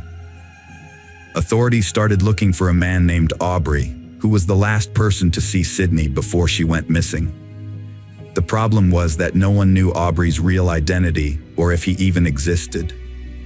Sydney's friend Brooklyn took matters into her own hands and decided to track down Aubrey using Tinder. She downloaded the app, found Aubrey's profile, and exchanged phone numbers with him. This allowed the police to finally learn Aubrey's real name, which was Bailey Boswell, a 26-year-old woman. Further investigation revealed that Bailey lived in an apartment near the cell tower where Sydney's phone was last connected. Bailey shared this apartment with her partner, 52-year-old Aubrey Trail. Bailey Boswell, from a normal and wholesome family in Lyons, Iowa, grew up as a friendly and successful student who excelled in basketball and running. However, following her father's death, her life took a downward turn. She started keeping bad company and got involved with alcohol and illicit drugs. On a dating website, Bailey met Aubrey Trail, a man with a history of fraud, issuing fraudulent checks and theft. Aubrey had created a cult where he referred to himself as the Vampire Daddy and paid women $200 weekly to follow his unusual rules. At the time of Sydney's disappearance, Aubrey and Bailey faced a court order to pay over $40,000 in fraud reparations and had multiple misdemeanors against them. On November 19, 2017, they went into hiding. When police searched their apartment, they found that some walls had been scrubbed with bleach, which a neighbor confirmed. After a few days, the police located Aubrey and Bailey at a hotel in Branson, Missouri, and took them into custody a few weeks after Sydney's disappearance was reported. A thorough examination of phone records and Bailey's location data led the police to the gruesome discovery of Sydney's remains. Her body had been dismembered, with 13 parts found in black plastic bags and ditches in Clay County. Tragically, some of her organs, including her heart, were missing. Bailey and Aubrey were charged with first-degree murder, improperly disposing of human remains, and conspiracy to commit a felony. Bailey pleaded not guilty to all three charges. Aubrey, on the other hand, pleaded not guilty to felony murder and conspiracy, but guilty to improperly disposing of human remains. However, Aubrey's various statements were inconsistent, and he often appeared confused, changing his account of events and introducing new characters. He made bizarre claims, including that he was a vampire who could fly, and spoke about witchcraft. Aubrey claimed to be a cult leader and vampire, telling authorities he had witches in the cult who needed to kill another woman to gain powers. In one of his early court hearings, Aubrey admitted to killing Sydney Loof, but said it was an accident. He claimed to have paid Sydney $5,000 to participate in a threesome with two other women, which Sydney had agreed to. However, during the act, he strangled her with a cord by mistake. Aubrey also confessed to cutting Sydney's body into pieces, a ritual according to his beliefs, to release her soul to the gods in a sacred place. He believed this would help her reincarnate faster. However, the prosecution presented evidence contradicting Aubrey's story. Surveillance footage from November 14th showed Aubrey and Bailey checking into a Lincoln hotel near Sydney's home. The following day, they visited a home improvement store, buying a hacksaw, bleach, a folding saw, a stationary knife, and the bags used to store Sydney's remains. Furthermore, A surveillance camera caught Sydney encountering Aubrey at the Menards store on November 15th, unaware of the danger she was in. On June 11, 2018, the first court hearing took place regarding the murder and improper burial of Sydney Loof. Although separate trials were ordered for Bailey and Aubrey, the charges against them were essentially the same. The trials were held in Lexington because the defense attorneys successfully argued that a fair trial would be impossible in Wilbur due to the extensive publicity surrounding the case. The prosecution's case rested on the argument that Sydney's death was a premeditated murder, as evidenced by the fact that she was strangled and that the crime was carefully planned and executed. The jury listened to 3 other women who had previously dated Aubrey and Bailey, all of whom they met through Tinder. Each of these women had been intimate with Bailey and had also been involved with Aubrey.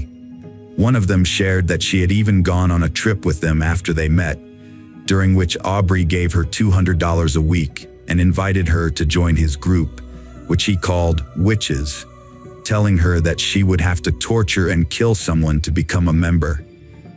Another woman testified that Bailey had discussed breaking her fingers and dissecting a body in detail, revealing her fascination with torture. The prosecution pieced together the events of the fateful evening of November 15, 2017. Sydney had arranged to meet a woman she had known for a couple of days, with whom she had been chatting on Tinder. Bailey picked Sydney up from her apartment, and they drove around in his car. The car eventually stopped at Bailey's house, where Sydney was coaxed into the apartment. Once inside, Bailey and Aubrey attacked her, strangling her with an extension cord on the living room floor. Afterwards, Bailey and Aubrey meticulously cleaned the apartment, which the prosecution argued was a premeditated act. The next day, November 16th, they dismembered Sydney's body and dumped her remains in Clay County. The court heard testimony from Jennifer, the landlord who stayed on November 16th. She drove into the garage and immediately noticed a strong chlorine smell that intensified when she entered the house. The medical examiner testified that Sydney's death was ruled a homicide by asphyxiation. Toxicology reports showed that Sydney had antidepressants in her system at the time of death. In addition to the missing organs, the upper left arm, from just above the elbow to below the shoulder, was also found to be missing from Sydney's body. The prosecutors sought the death penalty for both defendants, and if the sentence was deemed unjust, the case would be retried. However, Aubrey denied any involvement in the occult and pleaded guilty only to improperly burying Sydney's remains.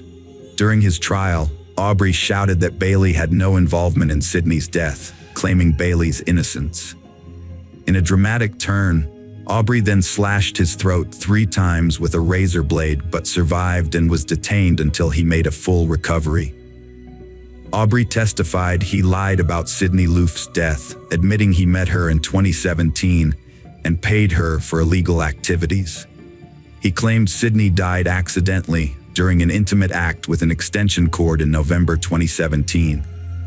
Aubrey confessed to dismembering and dumping her body, but maintained it was an accident, and he didn't seek help because he thought no one would believe him. Aubrey confessed to getting rid of Sydney's body, claiming it was an accident from an extension cord during intimate act. Bailey denied involvement, with her lawyers saying she was also a victim of Aubrey's manipulation. However, phone records and location data proved Bailey's involvement, tracking her near where Sydney's body parts were found. The court learned that Bailey initiated contact with Sydney and arranged a meeting. Bailey drove to Sydney's duplex on the evening of November 15th to pick her up. The prosecution claimed that Bailey took pleasure in discussing cruel acts and enjoyed talking about torture with Aubrey. Evidence presented in court revealed a planned crime on the day Sydney was killed. Bailey and Aubrey went to Home Depot around noon that day, where they bought tools, including a hacksaw, scissors, and a box cutter, as part of their plan. Bailey sent Sydney a text message inquiring about her day, and phone records and surveillance footage show that she sent the message from the Menards parking lot, where Aubrey was also present. Sydney, who worked at Menards, seemed unaware of Bailey's presence. A few hours later, Bailey sent Sydney another message on Tinder, stating that she was at Sydney's apartment and would pick her up soon. However, phone records indicate that instead of going on a date as Sydney believed, Bailey and Aubrey went to the apartment where they lived. Bailey's attorney, Todd Lancaster, argued that the evidence only showed that Bailey was guilty of aiding and abetting the improper disposal of Sydney's body by buying bleach in garbage bags. On November 8, 2021, Bailey Boswell received a life sentence. The Loof family had waited 3 long years, grieving and yearning for their Sydney, anticipating a verdict that would bring them solace. Prior to this, on July 11, 2019, a jury took less than 3 hours to convict Aubrey Trail of premeditated conspiracy to commit first-degree murder and improper burial of human remains. A 3-judge panel described his crime as cold and calculated. In the trial's second phase, determining whether he should face execution, county prosecutors secured the death penalty for Aubrey Trail, fulfilling their promise. Consequently, on June 9, 2021, Aubrey Trail was put to death by lethal injection. Aubrey Trail, the con artist accused of brutally murdering Nebraska woman Sydney Loof, allegedly deceived his cult followers by claiming to be a flying mind-reading vampire with a coven of 12 witches. He claimed these witches gained their powers by killing people. Fortunately, in this real-life story, justice prevailed, and through the trial, the monster faced the end of his trail. Hello friends, welcome to our channel. Today we're going to take a look at another horrible case with you. The case of Valeria Vivano. Valeria Fernandez Vivano was born on May 29, 1996 in Laguna, a small commune near Santiago, Chile's capital city. She was the youngest of 3 children born to Miguel and Jacqueline Vivano. Valeria grew up with her older biological siblings, Michelangelo and Daniela. Her father worked for a transportation company, while her mother was a dedicated homemaker who focused on raising their children and creating a warm home environment. When Valeria started school, her parents decided to separate, which was a huge shock to her. Although they continued to communicate after the divorce, and her father remained involved in their lives, providing financial support, Valeria harbored resentment towards him. They would occasionally argue, sometimes not speaking for months, but they always reconciled. After the divorce, Miguel Vivano remarried and had 2 more children, becoming Valeria's half-siblings. Despite this, Valeria, Daniela, and Michelangelo maintained warm relationships with them. Jacqueline, on the other hand, never remarried, focusing on raising her children and later caring for her grandchildren from her older children. Valeria showed a strong-willed character, determination, and perseverance from a young age. She excelled academically, participated in sports, and demonstrated courage and a strong sense of justice, often putting others' needs before her own. Valeria's desire to help those around her, protect the vulnerable, and fight for justice likely inspired her to pursue a career in law enforcement. After graduating from high school, Valeria enrolled in the police academy in Santiago, where she graduated with honors in 2016 at the age of 20. The following year, she joined the Chilean police force and began working in the capital's serious crimes unit. From the start of her career, Valeria demonstrated herself to be a dedicated and passionate law enforcement officer, driven by a strong sense of justice. She was deeply committed to her job, performing her duties with diligence and always ready to respond to any situation at a moment's notice. Whether it meant leaving in the middle of the night to investigate a crime scene, pursuing suspects at personal risk, or providing emotional support to those who had lost loved ones, Valeria was always willing to go the extra mile. Her colleagues praised her as kind, cheerful, and friendly, yet she remained a consummate professional and trustworthy partner. Over nearly 5.5 years of service, Valeria received numerous accolades and awards, rapidly advancing in her career and earning the respect of her peers and the admiration of her superiors. A highlight of her career was representing her department in Spain, where she spent 2 weeks in Madrid on an official visit. an experience that filled her with immense pride. By 2020, she had risen to the rank of assistant inspector.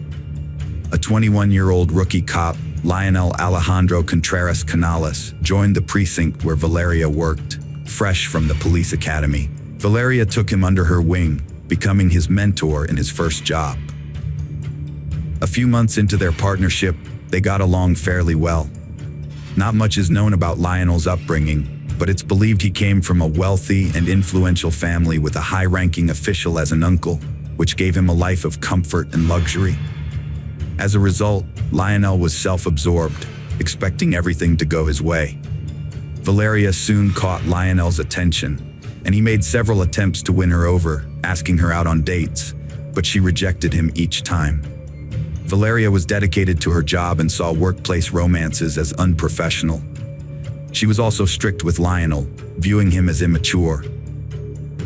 Although Lionel was only 3 years younger, Valeria found his behavior childish and hoped to help him grow up. On May 29, 2021, Valeria turned 25. She celebrated her birthday at her mother's house, surrounded by many guests, including relatives, friends, and work colleagues. However, Lionel was not invited. Valeria intentionally left him out to avoid any potential awkwardness, as he had recently tried to rekindle their romance. When she talked to him about it, he only reaffirmed his feelings for her, which she wanted to keep private from their colleagues. Valeria looked upset despite the festivities. She was trying to conceal her sadness with a fake smile. The recent quarrel with her father had caused days of silence between them, and she had hoped he would put their differences aside and come to her party, giving them a chance to make up. But all he did was send a congratulatory message without even bothering to phone her. Jacqueline, Valeria's mother, noticed her daughter's distress and knew that the rift with her father was the cause of her sadness. Angry at her ex-husband's actions, she was convinced that Miguel would eventually reach out to Valeria and they would talk things through and reconcile. Tragically, Valeria and her father never got the chance to resolve their issues. 2 weeks later, she lost her life in a fatal shooting while on duty on June 13, 2021. Valeria was participating in street patrols and vehicle checks that night, searching for suspects related to a crime that had occurred the previous day in a suburb of the capital. The police had issued an alert for a white Kia Chato, believed to be driven by a suspected criminal who was likely armed and possibly accompanied by others in the car. Valeria was riding in a patrol car with her partner Lionel, driven by Deputy Commissioner Felipe Gilardo. They spotted the suspect's vehicle and immediately gave chase, without waiting for backup. The officers successfully intercepted and blocked the suspect's escape. Canales and Vivano jumped out of their vehicle, guns drawn, and yelled for the offenders to surrender and exit their car with their hands raised. Just then, a single shot rang out, and in the ensuing chaos, Valeria clutched her side and fell to the asphalt beside the police car. Reinforcements arrived simultaneously, and her colleagues heard the shot and saw that she was wounded, but they couldn't fully comprehend what had happened or who had fired. The criminals took advantage of the momentary confusion, sped away, and escaped the scene. Despite the swift arrival of medics and her colleagues' efforts to stop the bleeding, Valeria's life couldn't be saved. She was rushed to the nearest hospital, where top specialists fought to save her life for several hours. Unfortunately, due to severe blood loss and damage to vital organs, Valeria passed away on the operating table, never regaining consciousness. Valeria's family rushed to the hospital after hearing the news, but they were too late. Miguel, her dad, was overwhelmed with grief and regret, haunted by their recent petty argument. His guilt was so intense, it put his own health at risk. Valeria died in the line of duty during an operation to catch dangerous criminals, hailed as a hero for giving her life to ensure others' peace and safety. Local media extensively covered the story, praising her courage and selflessness. The public was shocked and captivated by the arrests, and soon the suspects were identified as 19-year-old Miguel Alejandro Cupin and his 17-year-old accomplice, whose name was not released due to his age. Both had previous convictions for minor crimes. In response to the arrests, Chile's president, Miguel Juan Sebastián Pinera, issued an official statement promising that those responsible would face the full extent of the law. As the investigation progressed, some facts didn't add up. Valeria's body was returned to her family after the autopsy and buried in a capital city cemetery, with hundreds attending the funeral. Her parents described the experience as a terrible nightmare. Notably, among those who carried Valeria's coffin was her colleague Lionel, who seemed more grief-stricken than anyone else. However, other colleagues reported that there had been recent tension between Valeria and Lionel, to the extent that Valeria didn't even invite him to her birthday celebration. Legal proceedings started right after the funeral against those arrested the next day. Initially, everyone thought the guilty ones were caught and proving it would be easy.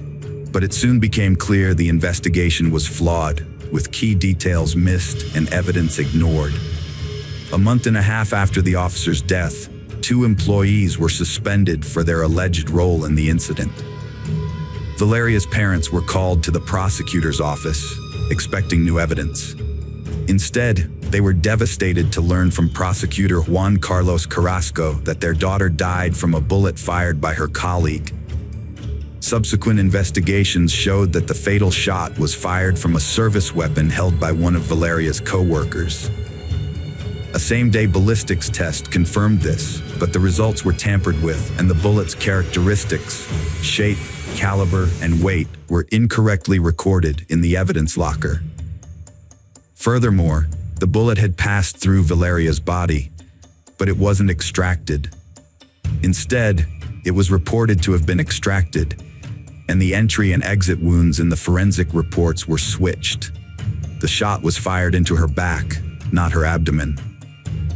Furthermore, the detainees who were on trial, claiming to have confessed to their involvement and were on the verge of imprisonment, began filing complaints. They alleged that their confessions were obtained through torture and threats, and the pistol they had with them that evening was not even loaded. Moreover, their involvement in the prior crime that prompted the interception plan that fateful night remained unconfirmed.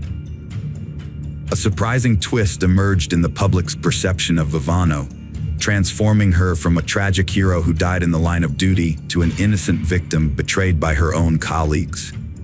As a result, the main suspect shifted to Felipe Gilardo Ara, who was driving the police car, and Lionel Alejandro Contas Canales, Vivano's partner, who was seated in the back. Both were immediately suspended from duty. On August 5th, it was discovered that the fatal bullet came from a police-issued weapon. A document surfaced showing examination results that implicated Lionel as the prime suspect, as he was the only one with gunshot residue on his hands, a crucial finding that had been mysteriously left out of previous reports. Additionally, several other vital documents, including ballistics examination reports and the pathologist's conclusions, were improperly stored in an archive box that had not been thoroughly reviewed. It remains unclear whether this was an accident, an oversight, or a deliberate attempt to conceal crucial evidence. The police officers involved in the operation to catch the criminals surprisingly became suspects in the murder of their fellow officer. Along with the suspects already arrested, they participated in a reenactment of the events of that night to clarify what had happened. In the reenactment, Philippe, who was driving, explained that he could only see Valeria, who was sitting next to him in the front passenger seat, when she got out of the car. Lionel, who was sitting behind them, also exited the vehicle, but Philippe couldn't see what he was doing. According to Philippe, Valeria took just a few steps before a shot was fired, causing her to fall to the ground. At that point, Lionel rushed to help the injured woman and provide first aid to try to save her life. Lionel gave a different account of what happened, saying that he and his partner Valeria got out of the patrol car at almost the same time, but she rushed forward immediately after the shot was fired. He denied shooting his colleague, Valeria, and claimed that Philippe, the driver, should have seen him trying to help Valeria and confirmed this. According to Lionel, he was the first to assist Valeria and tried to stop her bleeding to prevent her from dying. The investigation managed to reconstruct the events, despite inconsistencies in the witnesses' statements. They found that Canales was behind his partner when the shot was fired, which corresponded with the bullet's trajectory. Furthermore, he was the only one with traces of gunshot residue on his hands. Lionel was arrested as prime suspect after secret reports and test results were released, while other detainees were freed on condition they stay local, lacking evidence to implicate them. But the officers' motives remained unclear. The prevailing theory is that a tragic accident occurred when an inexperienced young officer unintentionally fired his weapon while standing behind his partner. In a state of panic, he attempted to assist her. Later, when submitting his service weapon, he falsely claimed not to have fired it. However, the truth eventually came to light, exposing that influential relatives of the young officer exploited their power, wealth, and connections to conceal the incident, leading to fabricated reports, missing documents, contradictory evidence, and coerced testimony from detained individuals. Despite Canales' arrest, suspicions about Philippe's involvement persisted. Philippe was also armed with the same service weapons, was present at the scene, and could have accidentally fired the fatal shot. Additionally, Philippe had a history of using his weapon unjustifiably during an arrest, although no one was harmed on that occasion. The defense team, hired by Lionel's relatives, presented a theory that Philippe might have accidentally shot his colleague due to the identical service weapons, which could have been mixed up or intentionally swapped. Philippe's own testimony was inconsistent, and he claimed he couldn't accurately describe the events that took place. Despite this, the lack of gunpowder residue on the driver's hands suggested his innocence. Philippe's explanation that the residue came from when he was compressing the victim's wound was not believable, given that Valeria's blood stains remained on his hands. The investigation was widely criticized, and the victim's parents were left feeling desperate, leading to public outrage and a loss of trust in law enforcement. Following further investigation, Lionel remained the sole suspect. Lionel was ultimately found guilty of manslaughter and sentenced to 12 years in prison. However, in a surprise move, the Supreme Court later overturned the sentence, reducing his imprisonment to just 540 days. Valeria's family is now planning to sue the Chilean state, accusing the judges